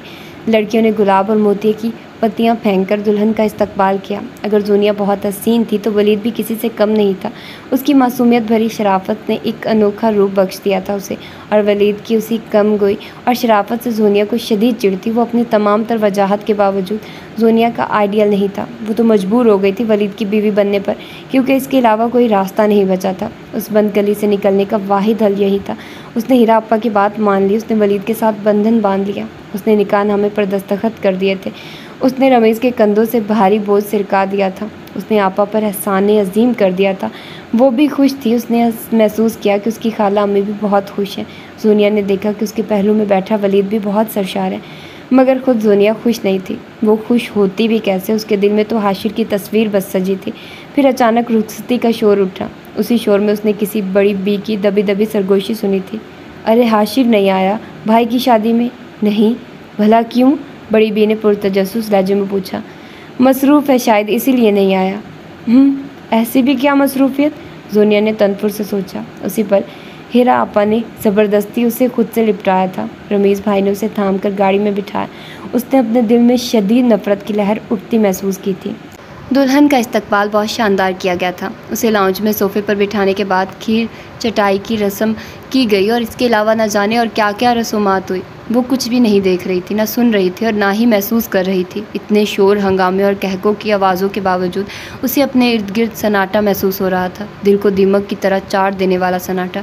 वो जिस्मानी तौर पर मौजूद थी, इस माहौल का हिस्सा थी, मगर उसका जहन 3 साल पहले इसी आंगन में उतरने वाली सुहानी शाम के इर्द गिर्द चकरा रहा था।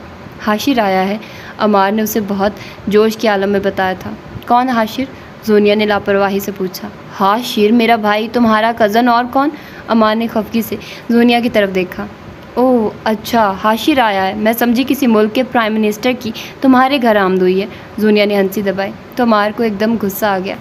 हमारे लिए वो किसी प्राइम मिनिस्टर से कम नहीं। ऐसा लगता है सदियों बाद उससे देखा है। हमारे घर में तो उसकी आम के साथ ही गोया खुशियों की बारात उतर आई है। भाभा की बीमारी की टेंशन तक उड़न छू हो गई है। तुमने मुझे पहले क्यों नहीं बताया? मैं भी फूलों के हार लेकर पहुंच जाती। वो मुसलसल अमार को तपा रही थी। तुम भी ना सोनिया। अमार ने गुस्से से लब भींचे और फिर खड़ा हो गया। कहाँ जा रहे हो? मुझे भी तो लेते जाओ, मैं भी प्राइम मिनिस्टर मतलब हाशिर साहब का दीदार कर लूँ। वो भी हंसी दबाती सुर्ख चेहरा लिए भागते हुए अमार के पीछे आई थी। बहुत गलत किया मैंने, अम्मी के कहने पर खामखा तुम्हें लेने के लिए आ गया। उसने गुस्से से बाइक स्टार्ट की तो जोनिया उछलकर उसके पीछे बैठते हुए खिलखिलाई, किसी फ्लावर शॉप से फूल भी लेते जाएंगे। वो अब भी शरारत करने से बायज़ नहीं आई थी। अमार ने बाइक की रफ्तार बढ़ा दी थी। ये मुसलसल उसे जिज करने की सज़ा थी। वो उसी तरह मुसलसल हाशिर का मजाक उड़ाती और अमार को चिढ़ाती, शोर मचाती खाला से लिपट गई थी। खाला से बच्चों की तरह ढेरों प्यार लेते। जो उसकी निगाह सामने उठी तो फिर पलटना भूल गई। वो भूल गई थी कि वो कहाँ खड़ी है। वो भूल गई थी कि उसे खाला से क्या कहना है। वो भूल गई थी कि कोई ऐसा लफ्ज़ भी है जो कुदरत के उस हसीन शाहकार की तारीफ़ में कहा जा सके। वो उसे सिर्फ चंद कदम के फासले पर किचन के दरवाजे में नंगे पांव खड़ा था। उसके हाथ में पाइन एप्पल का जूस था और उसने ब्लैक जीन्स और ढीली ढाली सी शर्ट पहन रखी थी। उसके बाल मुंतशिर थे, बालों के गुच्छे ने सफ़ेद पेशानी को ढांप रखा था। उसकी आंखें सूजी सूजी और बहुत गुलाबी थी, शायद वो सोकर उठा था। जोनिया ने देखा कि उसके होंठों की तराश बहुत खूबसूरत है और निचले लब के बिल्कुल पास ही मोटा सा स्याह तिल। जोनिया ने एक मरतबा फिर उसके पैरों की तरफ देखा। उसके पैर बेहद सफ़ेद और गुलाबी थे। क्या कोई मर्द इतना खूबसूरत हो सकता है? उसने धड़कते दिल के साथ खुद से पूछा और एकदम ही पढ़कर लाउंज में चली आई।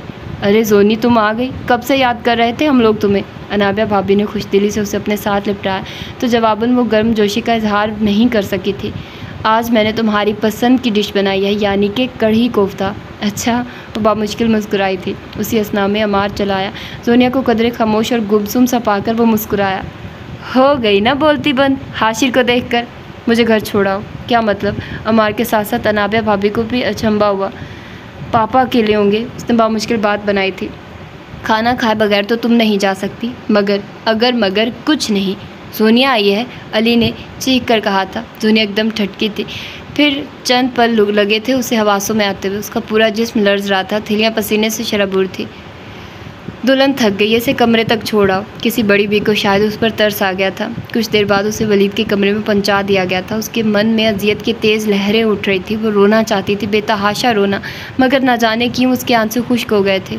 तो आशिर, तुम मेरे कभी नहीं थे। तुम्हारा नाम मेरे हाथ की लकीरों में कहीं नहीं। उसने अपने दोधिया हनाई हाथों को फैलाकर बगौर देखा और तल्खी से बुड़बुड़ाई। मेरी यक तरफा मोहब्बत अपने अंजाम को पहुंच गई। उसने बैकग्राउंड से सर पटका। दूर देश के न जाने कौन से शहर के बासी, तुझे तो खबर भी नहीं कि तेरे इश्क में कोई किस अजियत से तड़प रहा है। उसका दिल कुर्लाया। मैं तुझे अब कभी याद नहीं करूँगी, सोनिया ने गुस्से से कहा और फिर खुद ही फीकी हंसी हंसकर इर्द गिर्द का जायज़ा लेने लगी। उसी पल दरवाज़ा आहिस्ती से खोला गया था। जोनिया, तुम खुश तो हो ना? वलीद न जाने कौन सी यकीन दहानी चाहता था। बहरहाल उसे वलीद को तो मुतमईन करना ही था। सो उसी इत्मीनान भरे लहजे में बोली, मैं बहुत खुश हूँ, पर मुझे ऐसा क्यों महसूस होता है कि तुम खुश नहीं हो? उसने आहिस्ती से अपनी उलझन बयान की। सोनिया ने बालों में बुर्श करते हुए एक लम्हे के लिए मुड़ कर देखा और फिर दोबारा से अपने काम में मसरूफ़ हो गई। ये तुम्हारे अपने महसूसात हैं। तुम पहले की तरह बोलती क्यों नहीं हो? तुम काफ़ी बदल गई हो इन 20-25 दिनों में। वलीद ने एक और उलझन से उसे आगाह किया तो वो लापरवाही से बोली, शादी के बाद हर लड़की में चेंज आता है, तो मेरे अंदर भी तब्दीली आई है। अब क्या मैं हर वक्त बेवकूफ़ों की तरह कह के लगाती फिरूँ या फिर उछलूँ कूदूँ? शादी का ये मतलब नहीं कि इंसान खुद पर संजीदगी तारी कर ले। वलीद जो कह रहा था बिल्कुल ठीक कह रहा था। अगरचे वो उसकी हर बात की नफ़ी कर रही थी, मगर दिल ही दिल में वो उसके अंदाज़ों की दुरुस्तगी की कायल भी हो रही थी। उसने सही तज्जिया किया था। सोनिया बदल गई थी। उसने खुद पर खौल चढ़ा लिया था, बेहिसी का खौल। मेरा ख्याल है तुम कल से यूनिवर्सिटी जाना शुरू कर दो। एग्ज़ाम्स में बहुत कम वक्त रह गया। अगर रमीज़ भाई के जाने का मसला ना होता तो शादी तुम्हारे एग्ज़ाम्स के बाद ही करने का इरादा था मेरा। अब मैं चाहता हूँ तुम तमाम ख्यालात झटकर पढ़ाई पर तवज्जो दो। वलीद ने खुद ही एक बहुत मुनासिब हल उसके सामने पेश कर दिया था। इन तमाम तकलीफ़ सोचों से बचने के लिए किताबें बेहतरीन साथी थी। उसने फ़ौरन ही वलीद की बात मान ली। रूटीन लाइफ शुरू हुई तो वो खुद ब खुद ही बहल गई, बल्कि उसने खुद को ज़बरदस्ती बहला लिया। सुबह यूनिवर्सिटी, दोपहर को भाभी और खाला की बातों और शाम को वलीद की संगत में वो बहुत हद तक हावी हो जाने वाली जहरीली सोचों से आज़ाद हो गई थी। उसने खुद को बहलाना ही था, उसके सिवा कोई रास्ता नहीं था। उसके पास ये घर वाहिद पनाहगाह थी और ये साइबान आशियाना इतना बुरा भी नहीं था अगर इस घर के बाद कभी कभी उस पर फिर से कनूतियत का दौरा पड़ जाता था। दरअसल अब उसने खुश रहना और खुश रखना सीख लिया था। उसने खाला को और वलीद को किस तरह खुश रखना है। खाला तो जी जान से उस पर फ़िदा थी और वलीद भी। कम दीवाना नहीं था। उसकी एक मुस्कुराहट पर जान देने वाला। उसे बहुत अच्छी ससुराल और बहुत अच्छा शौहर मिल गया था, मगर वो कदरदान औरतों में से नहीं थी, वो शुक्र करने वाली औरतों में से भी नहीं थी, और वो सब्र करने वाली औरतों में से भी नहीं थी। हाशिर की यादों से छुटकारा पाने के लिए एक ज़रिया ईमान की ज़ात भी थी। उसने रवायती औरतों की तरह घरेलू बातें बल्कि एक दूसरे की गिफ्तों और खट्टी मीठी दिलचस्प गुफ्तगू में दिलचस्पी लेना शुरू कर दी थी। इस काम का भी अलग ही मज़ा था। कभी आमना आपी की नंद की बुराइयाँ, कभी उनकी सास और देवरानी की गिफ्तें, कभी अनाबिया के साथ मिलकर खाला की किसी न किसी तल्ख बात पर बहस, कभी खाला के साथ बैठकर ईमान की ज़ात के बखिए उधेड़ने की दिलचस्प मसरूफियात। वो हमेशा खाला को ईमान के खिलाफ भड़काती थी। न जाने कौन सी हिस्स को तस्कीन पहुँचाती थी वो। खाला जान, वो मेरे और अनाबिया भाभी के दरमियान तो बिल्कुल दब कर रह जाएगी। ये तो मेहर बेगम का भी पसंदीदा मौजू था। वो भी गुफ्तगू में शरीक हो जाती। न जाने अमार के दिमाग में कैसा खन्नास भर गया। भला खूबसूरत लड़कियों की कोई कमी है जो उस रात से रिश्ता जोड़ लिया? कल को बच्चे भी अगर माँ पर पड़े तो फिर? उन्होंने हद आज़र्दगी से कहकर ईमान की गंदमी सुनहरी रंगत को काली रात से तशबीह दे डाली। वैसे काफ़ी दिन हो गए अमार ने शादी की बात नहीं छेड़ी। अनाबिया भी राजदारी से बोली थी, अरे इतनी जल्दी तो शादी नहीं कर सकती मैं। अभी 6 माह पहले जोनिया को ब्याह कर लाया, और फिर अमार भी आजकल जॉब की तलाश में है। एक दफ़ा नौकरी लग जाए फिर सोचेंगे, मेहर बेगम ने बेजारी से कहा था।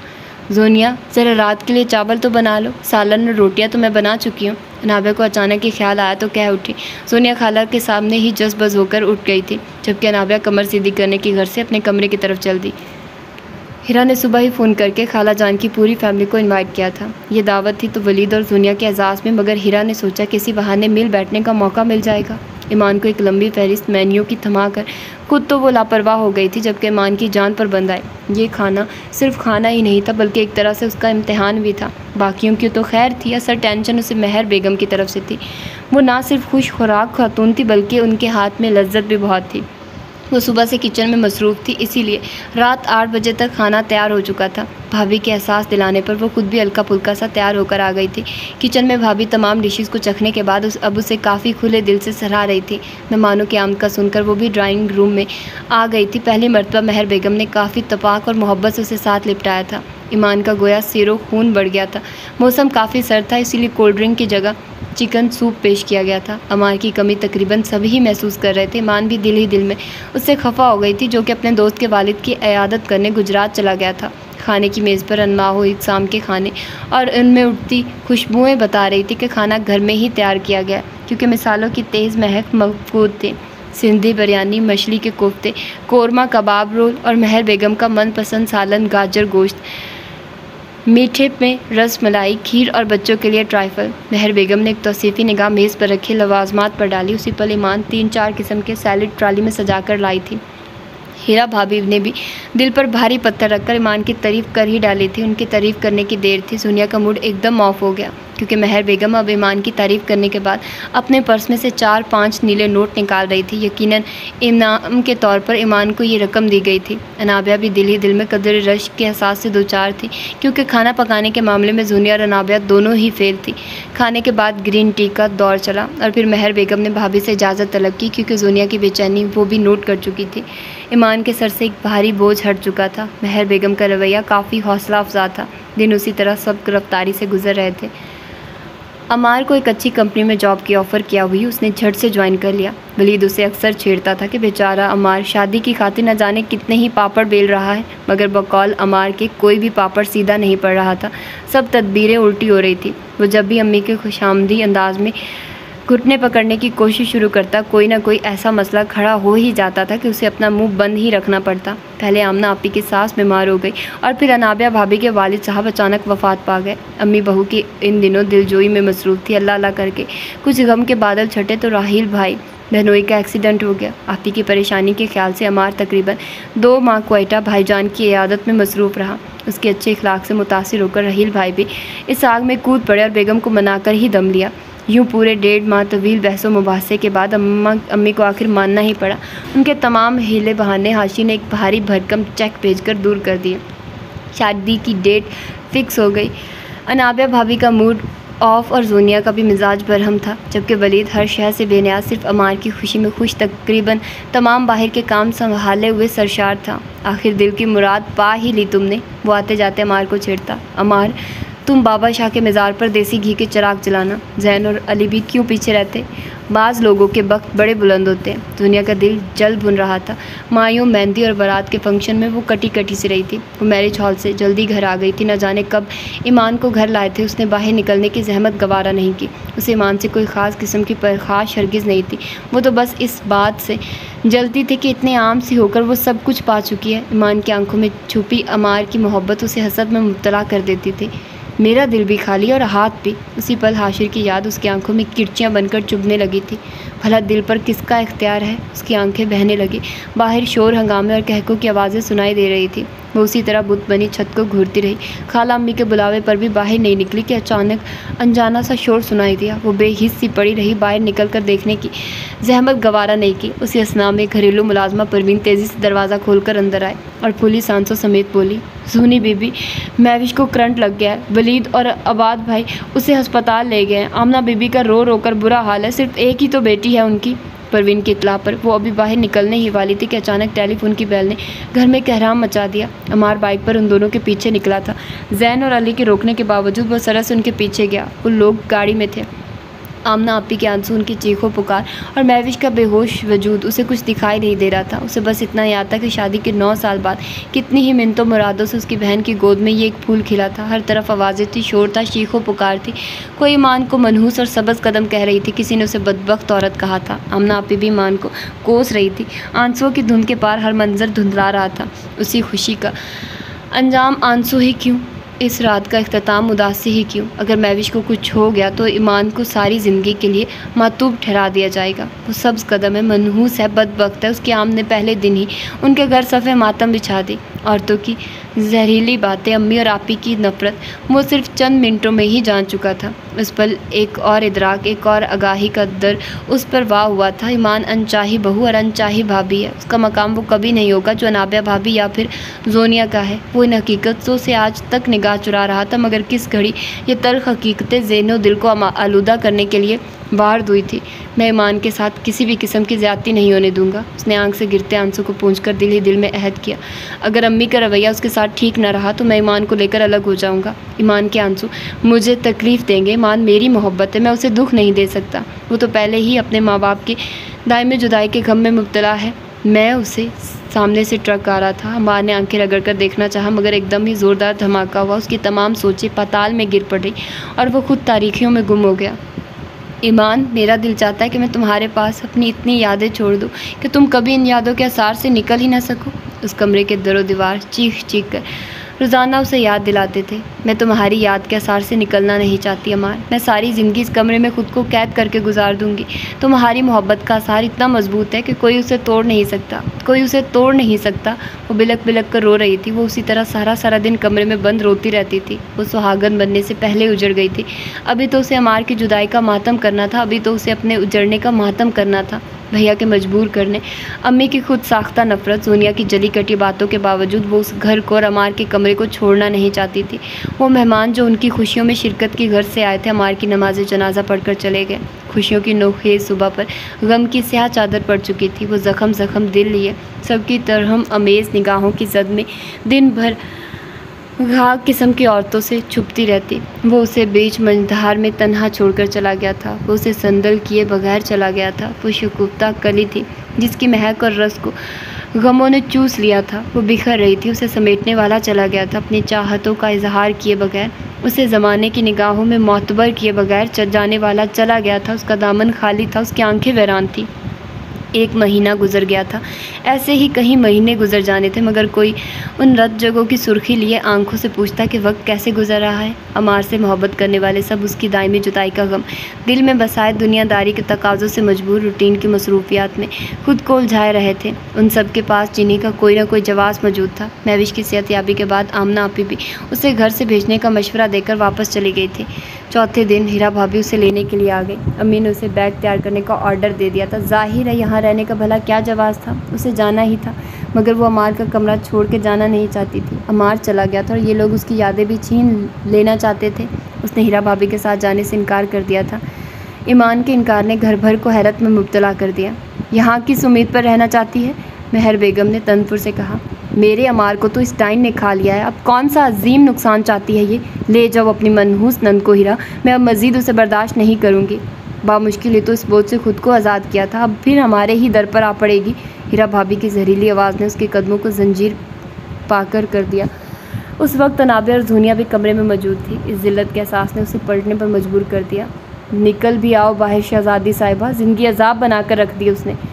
हीरा भाभी ने चिल्लाकर कहा, अपने मसाइल क्या कम है, बच्चे बड़े हो रहे हैं और इन लाडो रानी को बार बार कौन भुगता है। जहेज़ का सामान भी भिजवा दूंगी। बहर बेगम ने भांजे से कहा, परवीन ईमान से कहो सामान समेटे और दफ़ा हो जाए अपना मनहूस वजूद लेकर। क्या धक्के देकर निकालूं, किस कदर ढीठ है ये।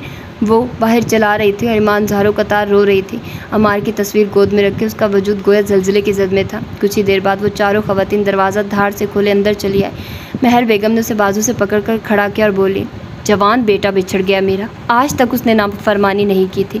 न जाने कौन सा जादू किया था तूने उस पर कि मेरे सामने खड़ा हो गया था। जादूगरनी तूने ही मेरे अमार को मुझसे जुदा किया। जा चली जा यहाँ से, वरना कुछ कर बैठूंगी मैं। उस मजलूमियत का ढोल किसी कहीं और जाकर पीटना। उन्होंने जुनूनी अंदाज में उसे धक्का दिया तो वो लड़खड़ा कर दीवार से जा टकराई। अम्मी मुझे यहीं रहने दें, मैं आपकी खिदमत करूँगी, घर के काम करूँगी, बस मुझे ये कमरा बख्श दें। मुझे इस कमरे से मत निकालिए, ये कमरा मेरी जागीर है, मेरे जाए पनाह है, मेरा साहिबान है। मैं अमार की बेवा बनकर सारी ज़िंदगी इसी घर में रहना चाहती हूँ। अम्मी अल्लाह के लिए मुझे इन यादों से दूर मत करें जो वो जाने से पहले मुझे बख्श गया है। मेरे पास कुछ भी नहीं है सिवाय इन चंद यादों के। मैं ज़िंदा रहना चाहती हूँ, अमार की याद को दिल में बसाए। वो अमार की बीवी थी, सिर्फ चंद लम्हों बाद बेवा बन गई। उसने लर्ज़ते हाथों से उनके पैर पकड़ लिए। अल्लाह के गज़ब से डरो महर बेगम, अल्लाह को जान देनी है। कैसे परवरदिगार आलम के हजूर खड़ी होगी तुम ये जुल्म करके, कैसे अमार का सामना करोगी रोज़े क़यामत, कैसे खुद से नज़र मिलाओगी। तुम भी बेटी की माँ हो ना।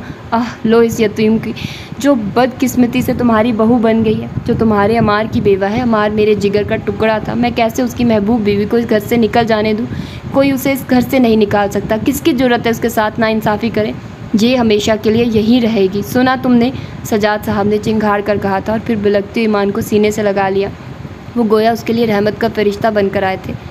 ता हयात ईमान मुझे अमार की याद दिलाएगी। जब जब मैं उसे देखूंगा तो हंसता मुस्कुराता अमार उसके पहलू में आ खड़ा होगा। तुम्हें क्यों भूल गया है अमार कि उसको इससे किस कदर मोहब्बत थी और मुझे अपने बेटे की मोहब्बत से मोहब्बत है। आज मेरे 6 बेटों में सिर्फ वो नहीं है, उसकी कमी ईमान पूरी करेगी। उनका फ़ैसला अटल था, इस फैसले को कोई बदल नहीं सकता था, हत्ता कि महर बेगम भी। ईमान के एहसास से तशक्कुर के आंसू बहने लगे। उन्होंने उसे ज़िंदगी के नवीद सुनाई थी। वो भाभी के साथ हरगिज़ नहीं जाना चाहती थी। वो ज़िंदगी से भी बदतर थी। वो जानती थी कि उधर उसे किसी ने रोने भी नहीं देना। यहाँ कम अज़ कम वो खुलकर रो तो सकती थी। जब जब उसका दिल बहुत आर्ज़दगा होता तो वो अमार की तरबत पर चली जाती, और जब बाबा कराची से घर आते तो वो दोनों अमार को याद करके रो लिया करते थे। उसने खुद को मसरूफ़ कर लिया था घर के बेहिसाब कामों में, और अजीब बात यह थी कि उसे हरगिज़ भी थकावट महसूस नहीं होती थी, बल्कि दिन भर ढेरों के हिसाब से काम करने के बावजूद वो खुद को तरोताज़ा समझती। और फिर दिन आखिर ढल जाता, रात सोने आंगन में उतर आती। वो एक सरशारी के कैफियत में अपने बेडरूम की तरफ बढ़ जाती। आंखों में रंग और ढेरों सुकून लिए उसे खबर ना होती कि उसका सुकून बाकी कुछ लोगों को काफ़ी बेसुकून किए रखता है। अमार के बेड पर लेटकर उसकी तस्वीर से, उसके तस्वुर से बातें करते करते न जाने कब नींद की देवी मेहरबान हो जाती थी। रात के तीसरे पहर के इब्तदाई हिस्से में उसकी आंख खुल जाती थी। फिर वज़ू के बाद तहज्जुद पढ़ने, कुरान करीम की तिलावत करने की लज्जत पूरे दिन सरशार किए रखती। रात का कुछ हिस्सा उसका इबादत इलाही में गुजरने लगा था। कुछ अरसे बाद वली ने उसे मज़ीद पढ़ने का मशवरा दिया तो उसने सहूलत से इनकार कर दिया। फिर एक मुखलिस खातून के मशवरे पर उसने मदरसा जाना शुरू कर दिया। फ़िक़्ह और हदीस का मुतालिया उसकी ज़िंदगी के मकासद में शामिल हो गया।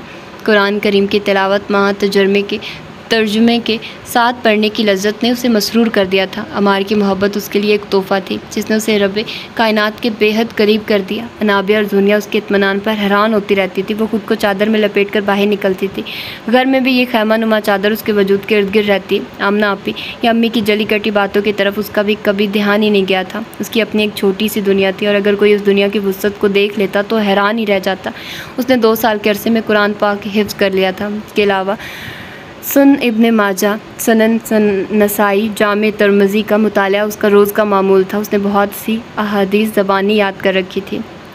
बाबा इन दिनों कराची से आए हुए थे। वो अक्सर ही मुल्क के मुख्तलिफ शहरों में तबलीग व वाज़ के लिए सफ़र करते थे। साल के 8 माह उनके सऊदी अरब में गुजरते थे। बाबा के आम के साथ सभी अपनी अपनी जगह मोहतात हो जाते थे। अनाबिया भाभी का रवैया कदरे उसके साथ बेहतर हो जाता। अम्मी भी तंज़ो ताने देने से गुरेज करने लगती थी। अगरचे उसने किसी के रवैये की शिकायत कभी नहीं की थी और ना ही उनकी बातों की तरफ ध्यान दिया था। बाबा के आने के बाद उसका ज़्यादा वक्त स्टडी रूम में गुजरता था। वो सारा दिन बाबा को गर्मा गर्म चाय बना कर देती और उनके सफ़र के अहवाल बगौर सुनती। सऊदी अरब में उनके कैम्प की तफसील सुनते हुए उसकी आंखें हकीकत के मोती बरसाने लगती थी। उसने भी मक्का देखना था, जो दुनिया का कदीम तरीन शहर है, जिसकी पहली मस्जिद का नाम काबा है, जिसमें एक स्याह पत्थर नस्ब है जिसे हुजरा अस्वद कहते हैं। उसने भी हुजरा अस्वद का बोसा लेना था। उसका भी दिल बेकरार था। मना में वाक़ मस्जिद अल हनीफ को देखने के लिए उसके दिल की आरज़ू थी कि वो मस्जिद अक़बा में बैठकर अमार के लिए दुआए मग़फ़िरत करे। वो मस्जिद नबवी के 337 सतून, 4 मीनार और 10 दरवाज़ों को बोसा देने के लिए बेकरार थी। उसने खाना काबा की छाँव में बैठकर नवाफिल अदा करने थे। उसने रब से शिकवा करना था कि उसके अमार को क्यों इतनी जल्दी अपने पास बुला लिया। उसने मैदान अरफ़ात में मौजूद उस पहाड़ को देखना था जिसे जबलुर रहमत का नाम दिया गया है, जिसकी चोटी पर फ़ख्र कायनात ने इंसानियत, मोहब्बत, रहम दिली, अमनो आशिकी और फलाह का आखिरी पैगाम दिया था। बाबा उसकी दिली ख्वाहिश से अनजान नहीं थे। उनका इरादा था कि इस साल वो ज़रूर ईमान को अपने साथ लेकर जाएंगे। वो बैतुल्लाह की ज़ियारत करना चाहती थी और बाबा ईमान की इस ख्वाहिश को हर सूरत पूरा करना चाहते थे। ईमान अल्लाह की तरफ से बुलावे की मुंतज़िर थी। बाबा को इस दफ़ा ईमान में और भी बहुत सी तब्दीलियाँ दिखाई दे रही थी। पहले की तरह उसने बाबा को देखकर ज़ब्त का दामन नहीं छोड़ा था, बल्कि एक नरम मुस्कान ने उनका इस्तकबाल किया। ये तब्दीली उन्हें बहुत अच्छी लगी थी। ईमान के शब व रोज़ बिल्कुल पहले की तरह थे। दिन भर मसरूफ़ियत का वही आलम था। बाबा का इस दफ़ा घर में क़याम बहुत मुख्तसर था, लिहाजा वो चंद दिनों के लिए मदरसे से छुट्टी ले चुकी थी। वो बाबा के लिए इतना एहतमाम करती, मगर वो दूध के गिलास और एक अदद खजूर के अलावा टेबल से कुछ नहीं उठाते थे। आहिस्ता आहिस्ता ईमान का भी यही मामूल बनता गया। बाबा के जाने के बाद घर में पहले जैसे हालात हो गए थे। इन दिनों आमना आपी भी आई हुई थी और तंज के तीर बरसाने का कोई मौका हाथ से जाने नहीं देती थी।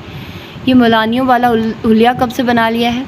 जब से दिल पर चोट लगी है, जवाब जूनिया की तरफ से आया था। जितना सदमा हमें है अमार की अचानक वफ़ात का, इतना किसी और को नहीं हो सकता, उन्होंने भराई आवाज़ में कहा। तो और क्या, आपका तो अमार के साथ खूनी रिश्ता है। जूनिया ने उनकी हाँ में हाँ मिलाई। तुम कभी मैके नहीं गई? अचानक याद आने पर उन्होंने ईमान की तरफ रुख किया। नहीं, ईमान ने मुख्तसर कहा। क्यों? मेरी मर्ज़ी। वो उठकर किचन में चली गई। मेंढकी को भी ज़ुकाम हो गया है, जूनिया ने मुँह बनाया। ये सब बाबा की शय पर हो रहा है। कैसे पटाख से जवाब दे गई है। आमना आपी जल्द भुन गई थी। बाबा ने मोहतरमा को ज़्यादा ही सर पर चढ़ा रखा है। जूनिया ने जले दिल के फफोले फोड़े। तो और क्या, भला क्या ज़रूरत थी आग तेल को इकट्ठा रखने की? आमना आपी का अंदाज पुरसोच था। क्या मतलब? जूनिया ठटकी। घर में 2 जवान लड़के मौजूद हैं। आमना ने दांस्ता दोस्त शादीशुदा का जिक्र नहीं किया था। भला नियत बदलते देर ही कितनी लगती है। मैं अम्मी को समझाऊंगी। ये मोहतरमा तो वैसे भी हमदर्दियाँ समेटने के लिए बैठी है। आमना दिल ही दिल में बुड़बुड़ाई। हाँ आपी, ऐसा तो पहले सोचा नहीं है। अगर सोनिया ने मानी खेजी से आंखें पटपटाई। जाहिर है कुछ करना तो होगा। क्या सारी ज़िंदगी से यूं ही बिठाएंगे? उमैर को कुछ तो ख्याल करना चाहिए। बिल्कुल ही गाँव दी है। इतना भी हीरा से डरने की ज़रूरत नहीं। आपा का भला क्या कसूर है? वो तो उसे लेने के लिए आई थी, पर बाबा ही नहीं माने। सोनिया ने फ़ौरन बहन की सफाई पेश करना चाही। उमैर ज़बरदस्ती ले जाता। उन्होंने भी बहुत कोशिश की, मगर ईमान नहीं मानी। पक्की मौलानी बन गई है। साल के 6 महीने रोज़े से रहती है। जूनिया ने आमना आपी का ध्यान बटाना चाहा, जिसमें कदरे कामयाबी हुई। सब दिखावा है, आमना आपी ने तनपुर से कहा। वलीद को ज़रा कंट्रोल में रखो, ख्वामखा ज़्यादा हमदर्द बनता है। कुछ सोचकर उन्होंने जोनिया को समझाना चाहा। क्या मतलब? जोनिया कदरे हैरान हुई। ऐसी लड़कियों का भला क्या भरोसा? यूँ तो उम्र तमाम नहीं कर रही। इस घर में न जाने क्या मकसद है इसका। शायद कोई ख़ास उम्मीद लगाए बैठी है। इस घर में फिर से जगह बनाना चाहती है। बाबा को इन बातों का भला क्या पता? अम्मी भी इस नाजुक मसले की तरफ तवज्जो नहीं कर रही, बल्कि वो तो मुतमईन है कि सारा घर ईमान ने संभाल रखा है। मुलाजमों की छुट्टी करवा दी है, बचत नज़र आ रही है, तो आंखें बंद कर रखी है उन्होंने। तुम दोनों भी तो बला की निकम्मी हो। आखिर में उन्होंने उसे भी काफ़ी सख्त सुनाई। सोनिया मुनमुना कर रह गई थी, ताहम आमना की बातें उसके जहन पर नक्श छोड़ गई। अब वो बड़े ध्यान से ईमान कर वलीद का जायज़ा लेती थी। कुछ ही अरसे में वो इस काम से बोर हो गई। आमना आपी ने तो ख्वामखा वहम में मुब्तला कर दिया। वलीद ऐसा हरगिज़ नहीं। वलीद इन दिनों ऑफिस के काम के सिलसिले में हॉलैंड गया हुआ था। वापसी पर उसने सबके लिए खूब शॉपिंग की, तोहफ़े खरीदे। उन चीज़ों में ईमान के लिए भी चंद गिफ्ट्स मौजूद थे। जोनिया को पता चला तो एकदम ही सीख पा हो गई। ईमान के लिए इतना कुछ लाने की क्या ज़रूरत थी? क्यों ज़रूरत नहीं थी? क्या वो इस घर की फ़र्द नहीं है? वलीद ने अजली नरम लहजे में कहा। मैं उसे इन चीज़ों में से कुछ भी नहीं दूंगी। तुम इतनी लालची तो नहीं थी? वलीद को हैरत ने घेरा। वलीद, तुम मेरे शौहर हो, जोनिया चबा चबा कर बोली। वलीद ने आंखें फैलाकर जोनिया की तरफ देखा और फिर मुस्कुरा उठा। मैं सिर्फ तुम्हारा शौहर हूँ। तुमने सारी दुनिया का ठेका ले रखा है कि सबके लिए तोहफे लाते फिरो। जोनिया का गुस्सा किसी तौर कम नहीं हो रहा था। मैं सारी दुनिया के लिए नहीं, सिर्फ अपने घर के अफराद के लिए मामूली से गिफ्ट्स लाया हूँ, वलीद तसल्ली अमेज़ अंदाज में बोला था। आइंदा तुम ईमान के लिए कुछ नहीं लाओगे, उसने वार्निंग देने वाले अंदाज में कहा था। ज़रा करीब आकर कहो। वो गुस्से से भुनाती बाहर निकल गई। अम्मी, क्या सोचा है आपने ईमान के बारे में? कब तक उसे घर में बिठाए रखना है? तो क्या करूं, धक्के देकर निकालूं उसे? ना वो जाती है, ना तुम्हारे बाबा उसे जाने देते हैं, उन्होंने बेजारी से कहा। ईमान का यहाँ रहना मुनासिब नहीं, आमना ने दबी आवाज़ में समझाना चाहा। आप बाबा से बात करिए। क्या कहूँ उनसे? वो भी कुछ सुनने के लिए तैयार नहीं है। बाबा से कहिए कि वो उसकी कहीं शादी कर दे, इतने तो उसके जानने वाले हैं। शादी? महर बेगम चौंक उठी थी। ये तुम क्या कह रही हो? यही बेहतर है हमारे हक़ में, मैं भी और ईमान के लिए भी। आमना ने मायनी खेजी से उनका हाथ दबाया तो वो तनक उठी। इस घर का सारा निज़ाम दरहम बरहम हो जाएगा। कितनी सलीकामंद है वो, क्या खूब हाथ में जायका है। मैं तो इन 2 सालों में उसकी आदी हो चली हूँ। अनाबिया और जोनिया तो इंतहाई निकम्मी और फोड़ हैं। मुफ्त में काम भी हो रहा है, तनख्वाह भी नहीं देनी पड़ती। पास बैठे जहन ने तंज किया तो आमना आपी को पतंगे लग गए। तुम अपने काम से काम रखो, ज़्यादा बक बक करने की ज़रूरत नहीं। बड़ी बहन का लिहाज था, इसीलिए वो खामोशी से उठ गया, जबकि महर बेगम मुसलसल सोचों में गुम थी। आज जैन की ज़बान खुली है, कल को दूसरे भी बोल उठेंगे, और मैं नहीं चाहती कि इस घर में किसी भी किस्म की बदमज़गी हो। जो मैं कहना चाहती हूँ वो आप क्यों नहीं समझ पा रही? आमना ने झंझला कर कहा। दूसरे दिन महर बेगम ने ईमान को अपने कमरे में तलब कर लिया। आमना भी करीब ही बैठी थी। ईमान बैठ के करीब रखी कुर्सी पर बैठ गई। आज मैंने हीरा को बुलवाया है, तुम अपनी तैयारी रखो, अभी तुम्हें जाना है। उन्होंने तमहीद बांधने की ज़रूरत महसूस नहीं की थी। कहाँ जाना है? जहाँ तुम्हें आज से 2 साल पहले चले जाना चाहिए था, महर बेगम ने रखाई से कहा। ईमान को बात समझने में लम्हा भी नहीं लगा था। 2 साल गुजर गए हैं, 10 साल गुजरते कितनी देर लगेगी? तुम शादी नहीं करना चाहती, ना करो, मगर मैं मज़ीद तुम्हें यहाँ नहीं रख सकती। मेरा वहाँ रहना अजाब बन जाएगा। हीरा भाभी कतई नहीं मानेंगी, ईमान ने इल्तिजाया लबो लहजे में कहा। मुझे यहीं रहने दे।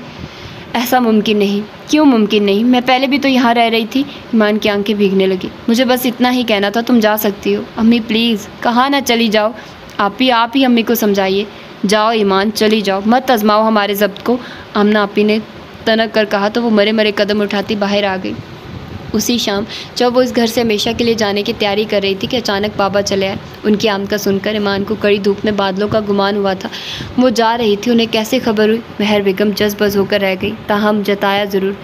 इस दफ़ा जल्दी आ गए। हाँ, दिल घबरा रहा था, सोचा घर चला जाऊँ। उन्होंने फ़ौरन ईमान को बुलाया। उसी असना में हीरा भाभी और भैया भी आ गए। भैया बहुत गुस्से में थे, आते ही बरसने लगे।